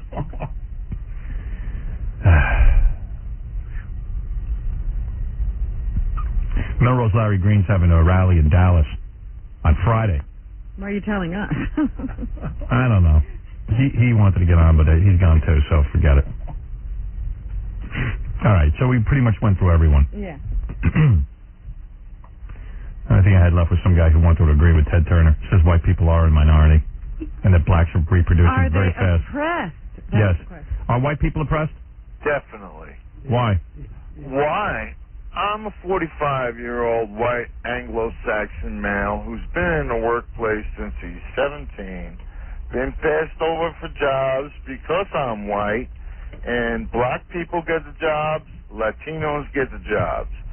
And we are losing our production because we don't reproduce and have social programs supporting us, such as the black... No, I don't want to get into this now. It's bringing my head down. Angry. Another cocktail. Nothing sadder than a white guy who can't figure out how to make a living. Wait a minute. They're gonna blame the blacks. Like the blacks have something going on. Take it all. Yeah, they're taking it all, boy. I tell you. Hey, anyway, want to hear something weird before you say this is news in a way, and this concerns you. Guy calls me up, doesn't want to come on the air, tells me that he works like in a pharmacy or something. He tells me that there is a main computer. You talk about invasion of privacy. He starts telling me which celebrities have herpes, because they have herpes medication, and it goes into a main computer, and you can look it all up if you work in a pharmacy. Is that right? It blew my mind who has herpes. Blew my mind. Yeah, I got to tell you some names off the air. I don't want to say it on the air because God forbid this guy's full of it, but there's only one way to test it. He tells me that, like, he can tell which person gets which medication and all this. He's telling me that you, Robin Quivers, Yes. just applied for a diaphragm. Is that true or not? Is he right? Well, not long ago, yeah. Wow. So he's guys on the level. Oh, that's disgusting that you could find that out. Yeah, he says Robin just went in for a diaphragm. Oh, that's funny. Wow. So it's true what he's saying with other people. That's right. And he gave me a list of what everybody's on. Because I think I saw this fax, and he said, I know a little bit of information about Robin. Hey, Gary. Is that one chain? Hey, you got to hear this guy. Wait, Gary, get the guy on the phone, okay? I'm getting out of that all right. chain. Tell him he's got to come on the air. Is it one chain or are they connected? No, it's all connected. Computer? It's a central computer. Like an internet It's not just the chain, so you have nowhere you can go. What are you using a diaphragm for? Do you like it? Sometimes. Don't you think it breaks up lovemaking? Sometimes that happens too, yes. Did you find it very slippery once you put the gel on the diaphragm and you try to fold it in half? Sometimes it's loose all over the place. Ever have your boyfriend put it in for you? No. I used to have a girlfriend in Princeton, and I was in charge of that. Really? And you could do that? Yeah, I was good at it. I never like to I was pretty good leave at that to anyone else. Yeah. I like to try to make sure it's in the right place myself. She liked it because she felt it didn't break up lovemaking, at least like I was It was involved. part of the act. Yeah. Were you doing it for you, Howard, or for the next I was probably doing it for the next guy. I'm embarrassed. I'm so small. And I was telling Robin this, and she's going, well, then you're not, how can You're that not be? getting past it. Yeah. Okay. Let me make sure that this guy doesn't say anything stupid. Hey, Rob. Yeah. Okay, all right. I'm just going to ask you questions. Be careful. I don't want you to give out specific information about specific people. Right. All right. You work for a drug store, right? No, my friend works at a pharmacy. Okay. So it doesn't matter what pharmacy you work at. You're all tied into the same computer? Her company is tied in all around the country with every other company that they have bought, acquired, or otherwise. All right. So they have to be part of that chain. Right. Okay. So It's not like Okay. it's All right. not like I know what chain it is now. Right. I'm not going to say that. All right. It's not like over the internet or anything. It's an intranet. It's like inside. No, I hear. It's a self-contained network. Right. So when you got the diaphragm information on Robin, now she knows not to go to that drug chain or anybody in that drug chain because you guys could all share that information. That's right. Okay. You never know. Right. But So there's other things. All right. Now, don't mention the celebrities. Right. But mention some of the things you know about them. Like one female celebrity that you told me has herpes. Yes. All right. Very good. You know her. And I know. I read the name. I know who you're talking you about. like her. I do too. That's right. I know you do. All right. Then Not there was anymore. Right. Wow. That changed my whole opinion. Won't ever be touching her, huh? Right. And then what about some other? You think her husband knows? I would hope so. Jeez, I ought to tell me. He's married. Well, I feel obligated now that I have information. It's not your business. All right, I won't say anything. I'm not going to say who it is. I could be your pharma CIA hole. You're not kidding. And so, when did Robin apply for her diaphragm?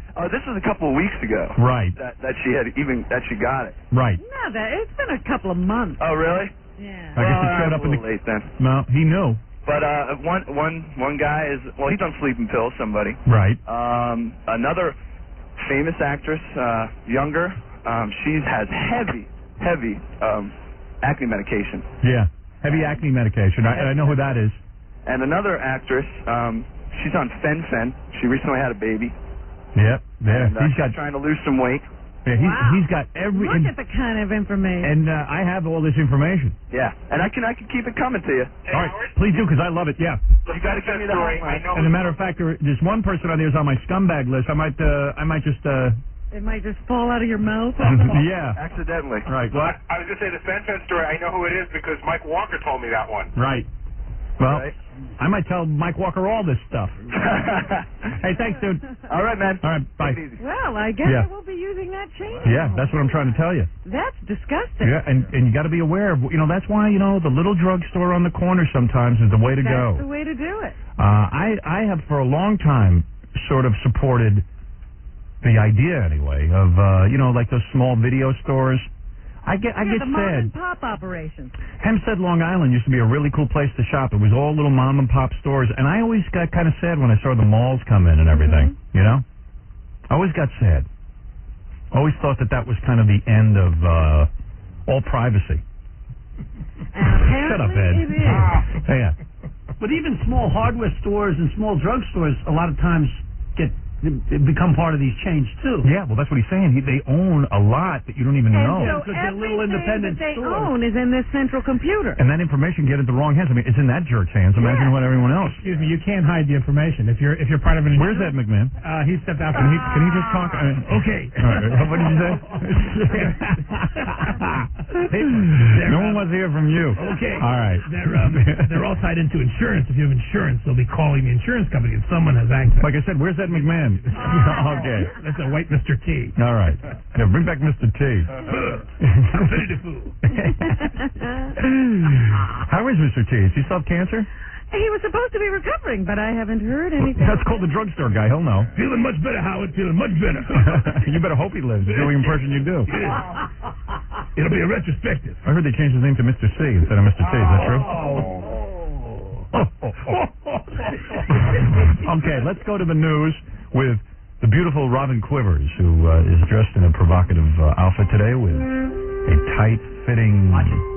Oh, that's right, sexual harassment. But it's radio. Can't I describe what Robin's wearing? I thought you'd just say, well, we just learned she has a diaphragm. What is that, leotard?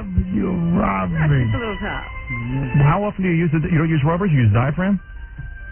No, sometimes I like to have a little extra protection. Oh, so you use rubber and diaphragm? Sometimes. I don't know if I can handle you.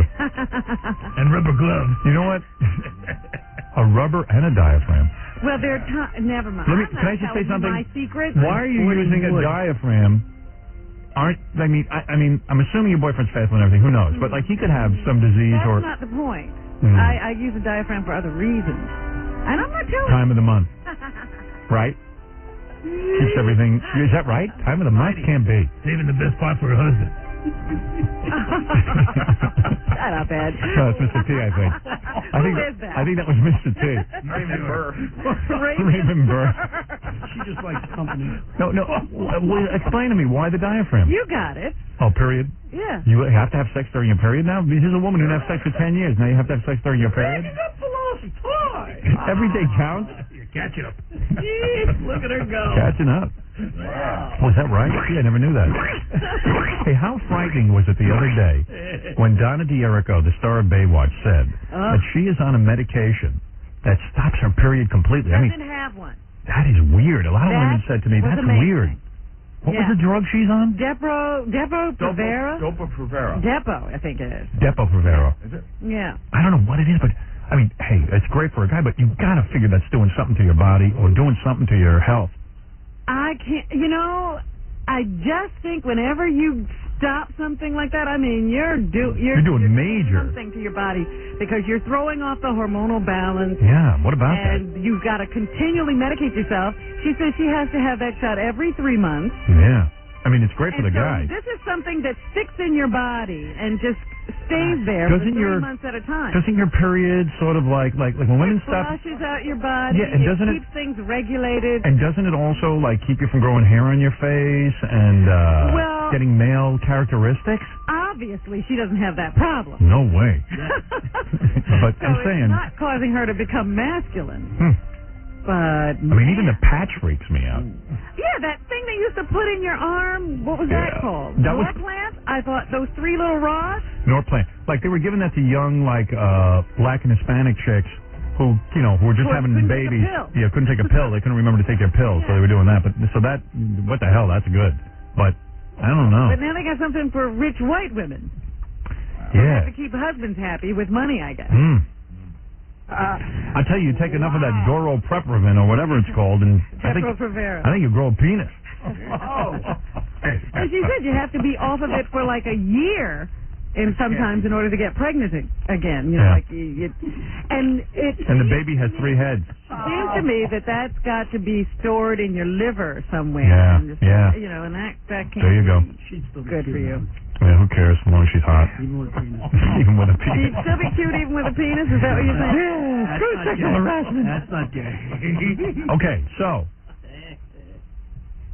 We were going to do some news? Can we do a commercial? Because I want to find out who has herpes. All right. Oh, wait till you hear this. Oh, I got a great one for you. You really want to know? Yeah. Want to do your first story, and then I'll tell you who has herpes? All right. Hey, you son of a bitches, here's Robin Crimmins of the goddamn news, you miserable pricks.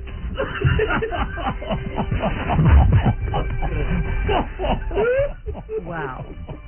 2 cops are being investigated for allegedly beating and sodomizing a Haitian immigrant at a Brooklyn police station. Abner Loima was arrested early Saturday morning after allegedly throwing punches at police officers trying to break up a fight outside of a nightclub. From his hospital bed, Loima told the Daily News that he was beaten by officers as they drove him to the 70th Precinct Station House in Ocean Parkway. They raped him with a broom, right? At the station house, he said he was called racist names and taken into a bathroom. There, he was stripped and assaulted by officers who sodomized him with the wooden handle of a toilet plunger. Is that gay, you think? Yes. I don't think so. What do you mean? Why are you messing with the guy's lower region?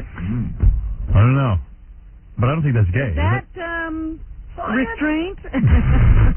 First of all, that's only alleged, by the way. We should say. The cops have only been accused of doing that. Officials say Loima is in critical but stable condition at Coney Island Hospital after emergency surgery to repair a puncture in his small intestine. Now, how'd he get that? No, the wounds... Small intestine. The wounds are...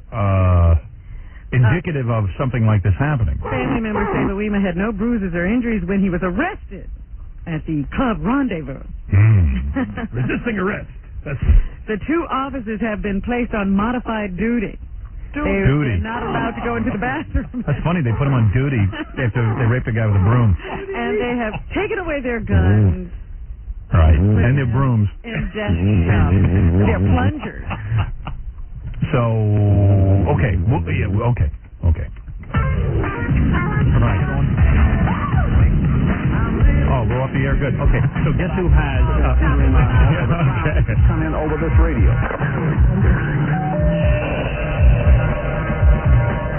92 Gray. Rock. It is mean. This It is base. is It is downright low down. the Howard Stern Show. I'll say. And I'm downright low down. Okay.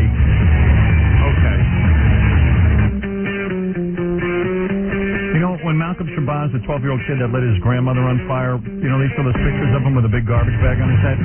Gary's telling me that under the garbage bag, they got him, you know when a dog bites someone and they put those huge...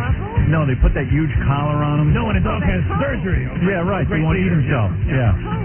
One of those cones. They're saying that Malcolm Shabazz wears a cone so he won't bite anyone. That's what Gary says is underneath the bag.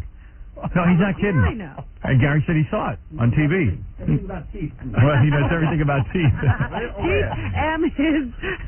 Could Malcolm Shabazz be... What do you call that thing the dog wears? Collar.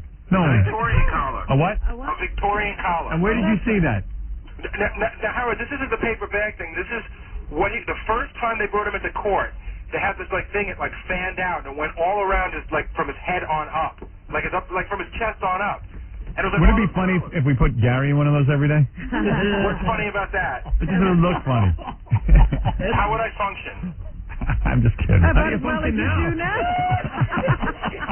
How would I function?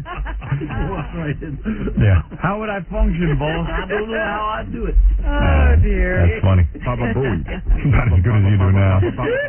Why don't you have Gary lead a sympathy parade on the street and have a bunch of people wearing those things? So don't you have something to do? Would I be here? Don't you have to go join Johnny in Malibu? Overstay. Yeah, right. Okay, let's get to the rest of the news. Yes, Howard.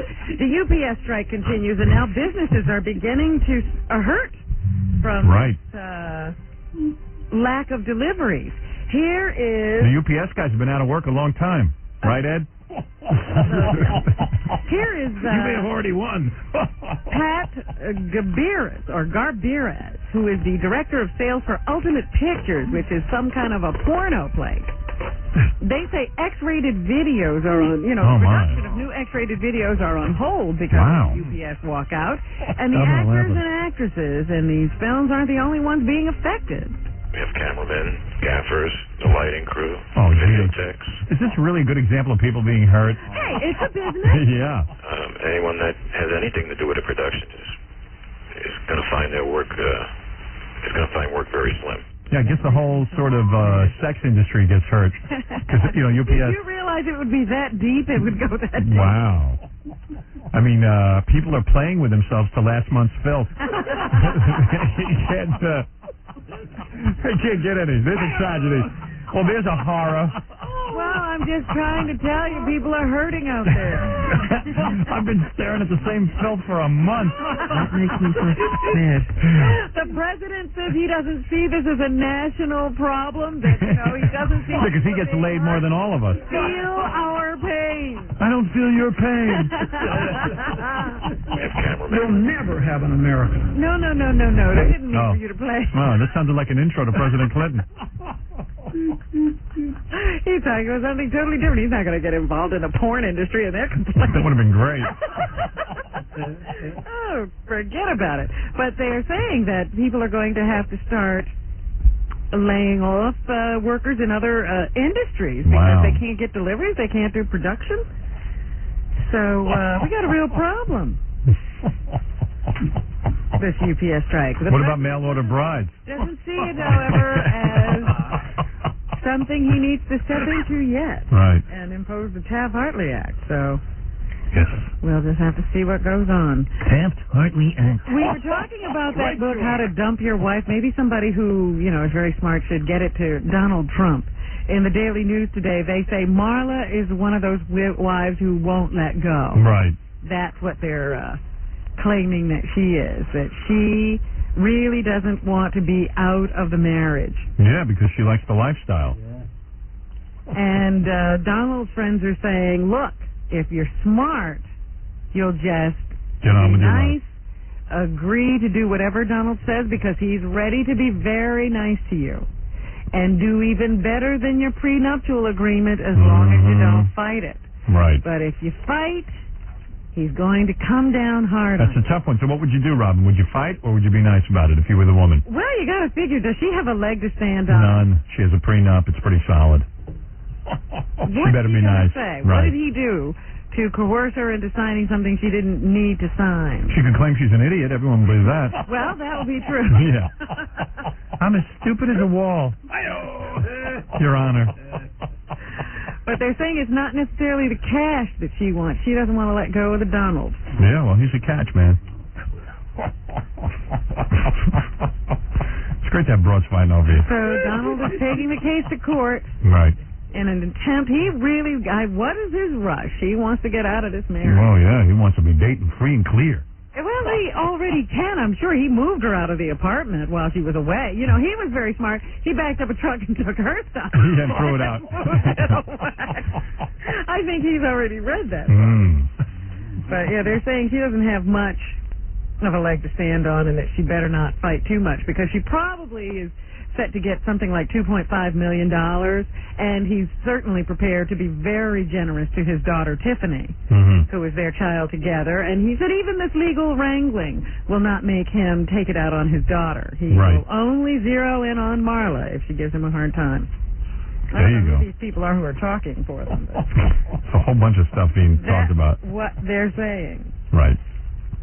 There's a baby-faced pimp who was just arrested by police.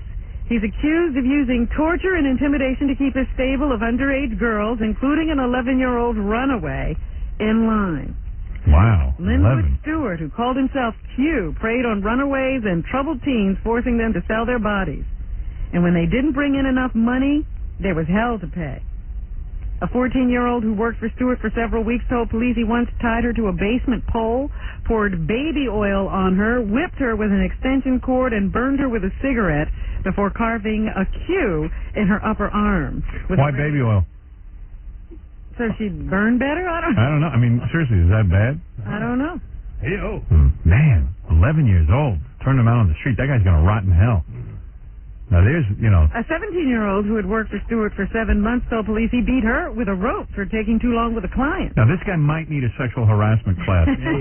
All right?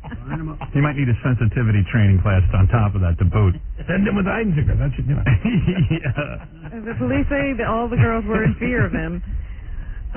He was brought down when a mother of one of the girls saw her daughter walking the streets and ran to the police and told. So that's how they caught up with the Q. I saw a neat little item in the news that they're holding an auction today for all. Did you see this? For what? For stuff they found on the subway.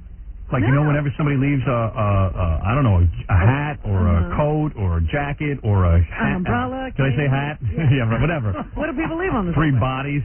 They're going to auction all that stuff off today. Really? Yeah. And you are anxious to go down there and...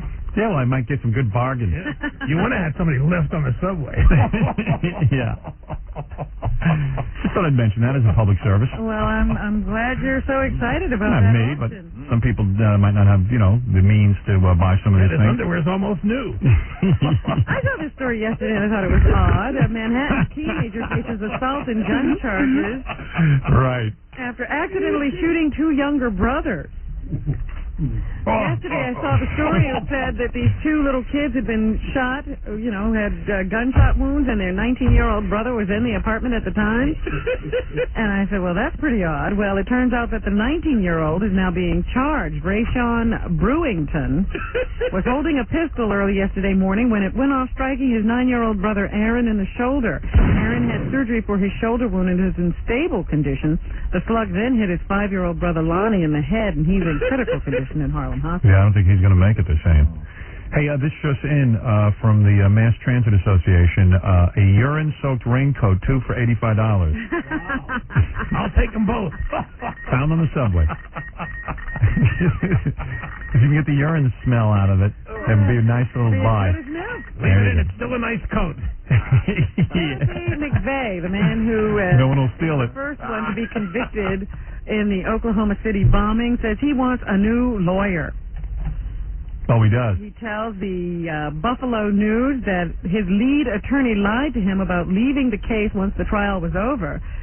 He was interviewed over the phone last night from his Colorado prison cell, and he tells the newspaper that the attorney refuses to relinquish the case. The attorney, meanwhile, who led the team of 14 court-appointed attorneys to defend McVeigh, says it's his obligation to represent McVeigh at least through the first appeal process.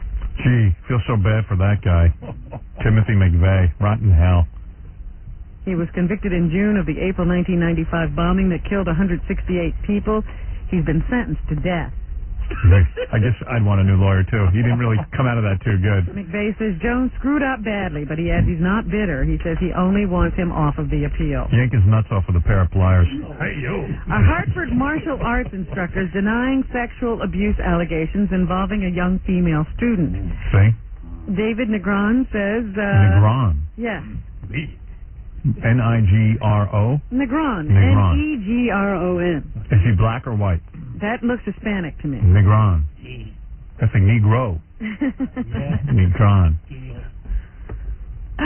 He was arraigned yesterday on sexual assault charges based on the complaints of two female students aged 11 and 12. He owns and runs the School of Self-Defense where he teaches adults and children. He was a deputy sheriff in Hartford until about 2 years ago. According to the affidavit filed against him, he allegedly abused one student for several months, telling her she would never receive a red or a black belt unless she submitted to him. You ain't gonna get no black belt unless you submit. So there. She says, however, that the girl is upset with him and is just trying to get back at him because he kicked her out of his program. You're not gonna get no belt. I tell you that right now. You keep putting up a struggle, you're not gonna get no belt. And don't think about telling you more about this because you don't get the belt. That's it. Yes, no belt for you. A man who worked as a babysitter in a public housing complex where he lived has been charged with sexually abusing 3 young girls. How shocking. A male babysitter being charged with something? Police in the city of Troy are asking any parents who live in the Phelan Court apartments to talk to their kids about whether they had any contact with 33-year-old Dennis Durant. Oh, a 33-year-old male babysitter. There may be other victims. Durant allegedly forced some of the children to perform sex acts, and he also fondled girls. Yeah. Gee, a guy 33, a male babysitter? It's a career decision. You know, you only hear about the bad ones. You mean there are good 33-year-old male babysitters? Yeah. There must be. Yeah, they found one in Alaska. There's 1 to 2 good ones.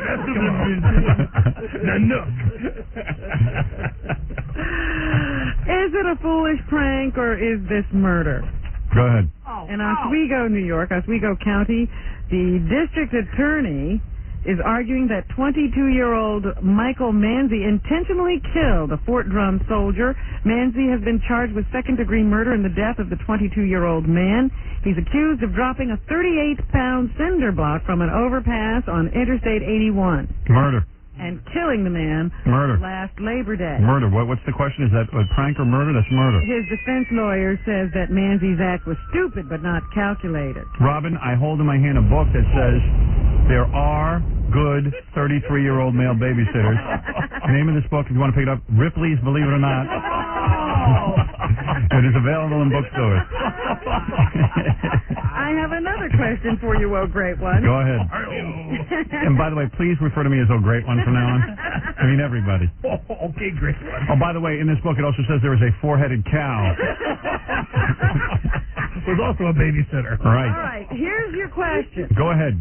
If a woman has sex with a masked man, go ahead. She thinks it's her fiance. Go ahead. But murder. Her sexual partner turns out to be an intruder. Right.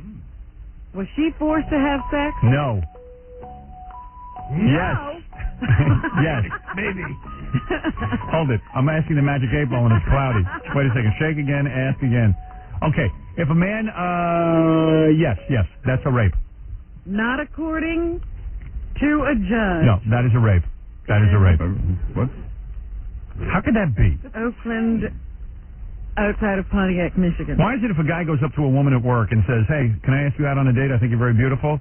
That's sexual harassment. And you could lose your job. But why, if a criminal comes into your home with a mask on and, gee, you mistake him for your partner and you have sex with him, that isn't rape? That doesn't make any sense. Yeah, what happened was this woman was sleeping on the couch or something. Her boyfriend was in the apartment when she fell asleep. Okay. Maybe they had like one of those sex lives where they sometimes played games with each other. Yeah, kind I can only dream of. This guy sees her, I guess, fall asleep. Yeah. Puts on a mask. Yeah. Comes into the house. When she wakes up, I guess he's in the midst of starting the sex act. Go ahead. She thinks it's her boyfriend. Right. So she goes along with it. Of course. And she doesn't realize that it wasn't her fiancé. So she had an orgasm. After the act is over. Right. And she gets up and finds her boyfriend asleep in the bedroom. Okay, that's a rape. Plain and simple. Easy enough to decipher which is rape and which isn't. The answer to that question could mean the difference between a maximum of 2 years in prison or a maximum of 15 years in prison for Daniel Frederick Crippen, a 23-year-old man. He's been charged with third-degree criminal sexual conduct, which is a 15-year felony. But a judge in the case has reduced the charge to fourth-degree criminal sexual conduct, a 2-year high misdemeanor. Ask him if it was his daughter. Crippen's alleged victim testified at a March 5th preliminary examination that there was no force or coercion involved. This, of course, is coercion. Yes, because it's obvious she would not have agreed to have sex with this man if she had known he was not her fiancé. If it was the judge's daughter, it would be a rape. End of sentence. It was the judge's You know wife. how she found this guy? She knew it wasn't her boyfriend because he went to do it a second time. And she says, my boy... On the following night, police, she called the police. They staked out the apartment and caught a peeping Tom, who turned out to be the guy who's now under arrest. Peeing Tom. No, peeping. I'm talking about our general manager. Yeah. So this guy obviously was staking out the place. He was looking at the woman, saw her fall asleep, came into the apartment, raped her, because this is rape. Yeah. And then left. And the only reason he didn't have to struggle with her is because she thought it was someone he would ordinarily okay. That's it. Case closed. Got it. Doesn't see it that way. That's wrong. He's wrong. You are right. Right. Can you imagine this? Remember the group England Dan and John Ford Coley? Yeah. Yeah, I remember them. They sang that stupid song, I'm not talking about moving in. They wrote that? And I don't want to change your life. Get down, Robin. England Dan... Oh, shut up, Jackie. Leave the show, for Christ's sake. Great song. England Dan and John Ford Coley. Get with it. Wake up. Well, then Jackie will understand this story. It's one of the worst songs ever written, aside from Kung Fu Fighting. A guy named Bruce Setzler, who lives out on Long Island, has been arrested for moonlighting as John Ford Coley. Why? Who would know? Why? Setzler stumbled into his illegal career last winter when he convinced a doctor who has a band that he was half of the old duo, England Dan and John Ford Coley. What a cool scam. Who had that 1976 hit. This scam worked so well it led to 2 or 3 paying gigs. The real Coley, who lives in California, says he was tipped off to the imitator by a booking agent, but only called the DA after Setzler allegedly bounced some checks while posing as Coley. The fake Coley now faces an October court date and could face fines and jail time. Wow, if you pick somebody obscure like that, no one will ever catch you if you don't bounce any checks. He just went a little too far. I'm going to pretend I'm Jackie. You'll never get caught. I'm going to pretend I'm Jackie. And I'm going to pretend I'm Flo from the Turtles. Imagining you. I think about you day and night. It's only right. You sound like them. We'd never get caught. But we wouldn't get gigs either. They don't either. I guess they do. I don't know. I've seen it. They're good. Yeah, where's Richard Nader when you need him? There have been, we're always talking about dogs turning on their owners and other sort of pets. Well, there are a couple of snake incidents in the newspapers lately. Yeah. Snake ate somebody's dog. I saw that. Snake ate a chihuahua. I hate chihuahuas.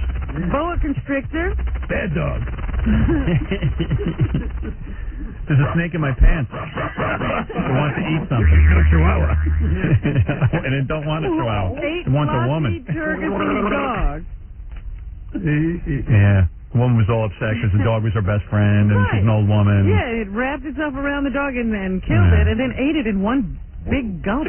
You want to know what, honey? Get over it. It's called natural selection. Well, the owner of the boa constrictor wants his snake back. Stupid dog froze. Did you read that? Yeah. Dog saw the snake, could have run away. It's a chihuahua. What do you expect? An idiot.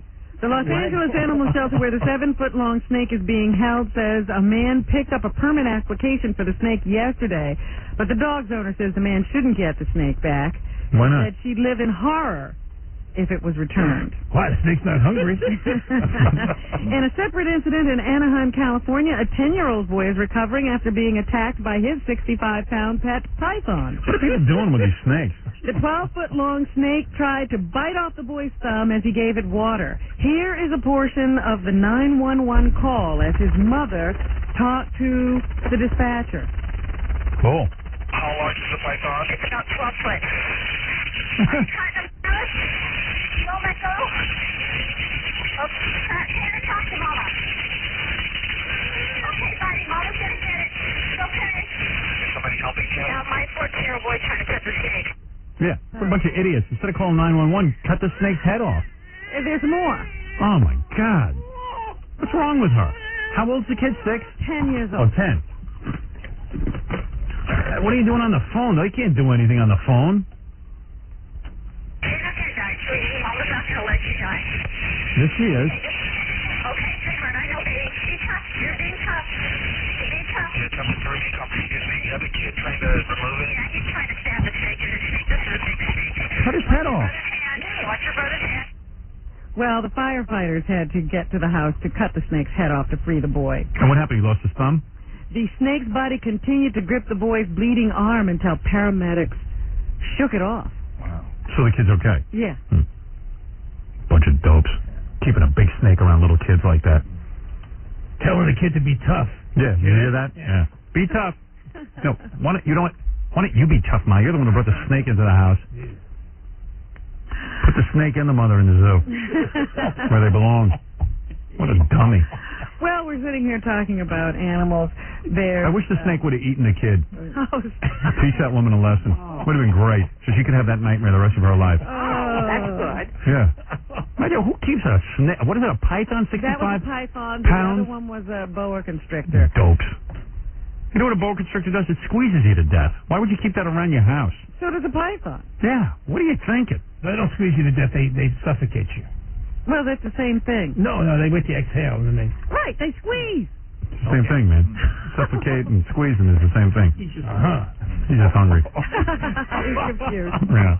A little different Nobody's from fed him. food. Get him some food, will you? He might start squeezing us. All right. Oh, you're going to push Ranch 1. Ranch 1. Here is Dorinda Ralliford, who is a New Jersey Division of Youth and Family Services trainer. She is now training new caseworkers to watch for signs of pet abuse.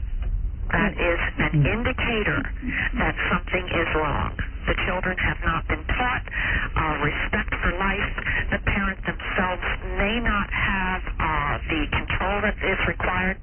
So she says if you see pet abuse, it may be a precursor to child abuse. No. So that's what she is now alerting caseworkers to look for. If you see something untoward going on with the pet, suspect that there's something else going on with the family as well. So we've got all kinds of pet news today. Yeah. Pets can kill you. Pets can also be an indicator that something is wrong with a family. Good. When Johnny, that's Johnny. It wasn't Gianni. You're right. Johnny. No, you're right, Johnny. Versace It's was over, rushed Johnny. to a Florida hospital. We were talking earlier about that drugstore chain where they have a central computer and you can just tap into it and find out everything you want about people who are getting their prescriptions filled. Right. Well, when he was rushed to a Florida hospital last month after being fatally shot, he touched off a rush by hospital workers to their computer terminals. Now at least 10 workers at Jackson Memorial Hospital could lose their jobs. Typically, only those directly involved in a case can check a patient's file. However, in the case of Versace, a hospital spokeswoman says a gamut of employees took a peek at his preliminary medical records. The hospital knows who did because it put a tracer on the files early on. That's standard procedure for high-profile patients. And now those who looked have gotten a memo demanding an explanation, and the hospital says disciplinary action is pending. Cool. So your privacy is violated all the time. Yeah. There is no more privacy. Yeah. We knew you had a diaphragm from the guy who called up who works at the drugstore. And just imagine you have some, like you get a gerbil. That'll be out on the internet in a week. So you can't do any of that stuff anymore and go to a hospital. No. Damn. To really behave, everyone's big brother. I guess so. Mm-hmm. The full autopsy report on the death of John Benet Ramsey is due to be released in Boulder, Colorado this morning. It's not expected to provide much new information, but could present headaches for investigators still hoping to close the case. They tried to keep that information out of the press because they still hope to make an arrest someday. Yeah. Don't hold your breath. I say we'll be living on Mars by the time they do that.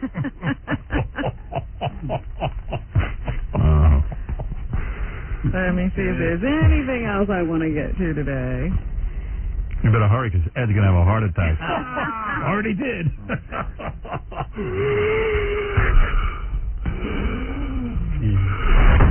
Oh, dear. Elvis Presley, of course, is still with us, in memory anyway, and on August 16th we'll be celebrating the 20th anniversary of his death. What a graceful way he went out. Tons of books. His albums still sell all over the world, and hundreds of thousands of people have visited his home in Graceland since his death. There'll be big vigils this weekend and lots of books. And a guy named Frank Coffey is the author of The Complete Idiot's Guide to Elvis. Here he is talking about We know a lot of idiots are into Elvis, so. Elvis's recording career. His recording career is just remarkable because the third recording he ever made, which is the second day he was ever in a recording studio, That's All Right Mama came out. And it's an unbelievable song. So in some ways, you almost can't explain genius. I mean, he had so little training, and he emerged with this full-blown talent. It's really a remarkable, amazing thing. Isn't it amazing how people think, like, singing a song is amazing? Yeah. That man is crazy. Really? And here is Coffey on Elvis's open sexuality and how it was ahead of its time. Elvis was, marrying, what is it, taking a 14-year-old into your home? Yeah, way ahead of its time. Talking her father into it was a trick. Yeah. Really about expressing emotion, and one of those emotions was sexuality. And I think it was revolutionary for a culture in 1954 that was dominated by kind of uptight Protestant values. You know, Elvis was about freedom, and it scared people. Yeah, I'll say. Especially the woman whose breast he paralyzed by throwing a pool cue at it. That's pretty liberated. Elvis was a bloated, stupid, confused jerk who could sing. Hail to the king. And he sang okay. It wasn't great. He sang. That's all.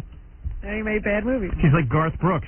He's a third-rate singer, but he has a bunch of hillbillies who worship him because he at least has interaction with them. Shazam. Right.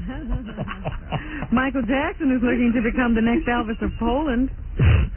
I'm already the Elvis of Poland. Well, thank you, ladies and gentlemen. I'm Deke.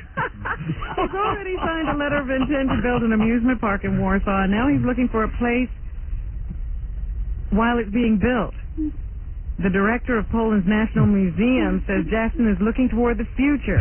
He says Jackson is in the market for a home there that he intends to turn into a tourist attraction like Graceland after he's dead. The first Elvis of Poland was Helen Keller. They thought she was a genius. Yesterday you said something about Dodi Fayed and his finances. Yes. Well, they say today that there has been somebody running around claiming to be him. Who runs up tabs and doesn't pay his bills. That Dodi Fayed is not a man who welches on his bills. I'm Dodi Fayed. I'll take 100 lobsters, please. Charge it to Fayed. Charge it to me, Fayed. My Visa card. Jenny Wood. But they also say that the London tabloid The Mirror will be has reported that he dumped Daryl Hannah for Princess Di. That's man's world. 3 days after he escorted Hannah to some gig, he was dallying with Di on the Mediterranean. Thank you. Thank you. I agree with you 100%. Guy's got a lucky penis. Must be in great shape. There's a big golf tournament this weekend, and everybody's expecting Tiger Woods to do very well. Didn't he do bad? I watched a Tiger Woods golf tournament the other day, last weekend. Really? And I think he was like last place. Am I crazy? Did anybody else see that? Didn't do good. No. Right? Mm-hmm. I have not been keeping track since he doesn't win everything. I have lost interest for the most part, but they say this one should be his. They say he's set to win his second major with the PGA Championship that is coming up this weekend. Here's Tiger. Oh, is he winning that much or what? No. He said it was stress, oh great one. Any guy who's driving the ball well has a good chance. Anybody. Because this is the type of golf course here, if you're driving it long and straight, it's really not that hard. But if you start spraying it, then you're in a world of hurt. You know, he's not black. That's what he says. Says he's not black. Realistically, he's now saying it's almost impossible to win all four of the really big golf tournaments. He's very happy to have won the Masters, and I think he'll do very well in this one.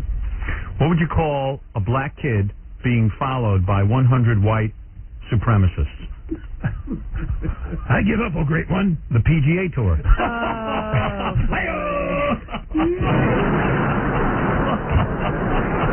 Ed, that's not the PGA Tour. Thank you. Tour. And finally this morning, Carl Everett and his wife Linda, who are the focus of a child abuse investigation. He's the Mets player whose children were taken by welfare officials last week. An investigation of the case has been going on, but they do not expect Queens prosecutors to file any criminal charges against that family. The city child welfare officials placed Everett's 5-year-old daughter, Shauna, and his 4-year-old son, Carl, in foster care last week after bruises were discovered on the girl by an attendant at a Shea Stadium play area. Shauna was interviewed again yesterday by prosecutors from the district attorney's office and workers with the Administration for Child Services. But they had previously announced that she was afraid of her stepmother. All right. White supremacists. The Everetts are fighting to get the children back. PGA. So there you go. PGA Tour. PGA Tour. Do you know who Jill Eikenberry and Yes. That's the girl from L.A. Law. Michael Tucker are? The actress from L.A. Law, right? Cutest couple. And her husband, the little No, guy. she's cute. He was ugly. Kidnapping. I think she's darn cute. Well, then you know who they are. Right. They're in the paper, or somebody's talking about them in the paper today. In Neil Travis's column, apparently they go to spiritualist Deepak Chopra's place out in California. Yeah. And they do seminars where they talk about how tantric yoga has saved their marriage. Yeah, something must get her hot. Eikenberry explains that they have found her sacred spot. And that orgasm is now not an event, but an ongoing state of being. So there. I'll tell you one thing, if he grew 6 inches, it wouldn't hurt. I don't care what They spot. wouldn't have had marital problems. All right. But they found her sacred spot. Right. Denver. So that's what's happening. His wallet. Go look for your sacred spot. Okay, there you go, Robin. Thank you. Let's just remind everybody that there's a lot going on. Want to thank Mr. Ed McMahon. Thanks for bringing Al Rosenberg with you. You're welcome, oh great one. What was supposed to be one segment has turned into many.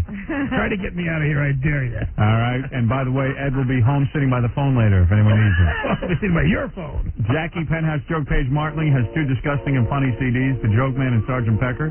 Only $12 plus $4 shipping and handling. Also on cassette, buy 2, get 1 free. Call 1-800-323-KING.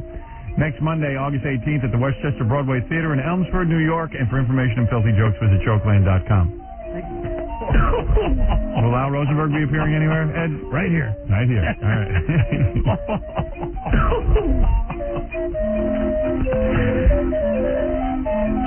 Steve the Gorilla will be a host on the Jose Cuervo pirate ship. Host to what, a tick?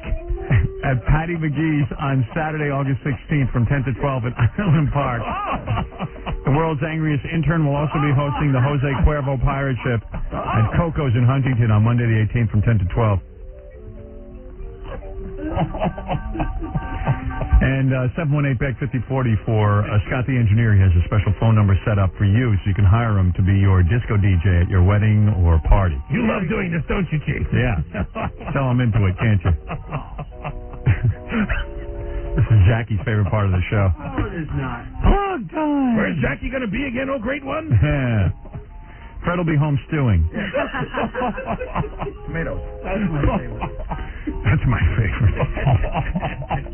Okay, and we'll see you tomorrow. We got so much. And, thanks to the woman who wrote the book, How to Dump Your Wife. That's the name of it. Yeah, Lee Covington. She did a great job. You want a number again? You got it? 1-800. Yeah. 444. Where is it? 5424. Well, make sure. 2524. All right, give it again. 1-800-444-2524. There you go. There's the right number. Okay, and we'll blah, blah, blah. You're listening to the Howard Stern Show on the SVPRN, the Stolen Vehicle Police Recovery Network.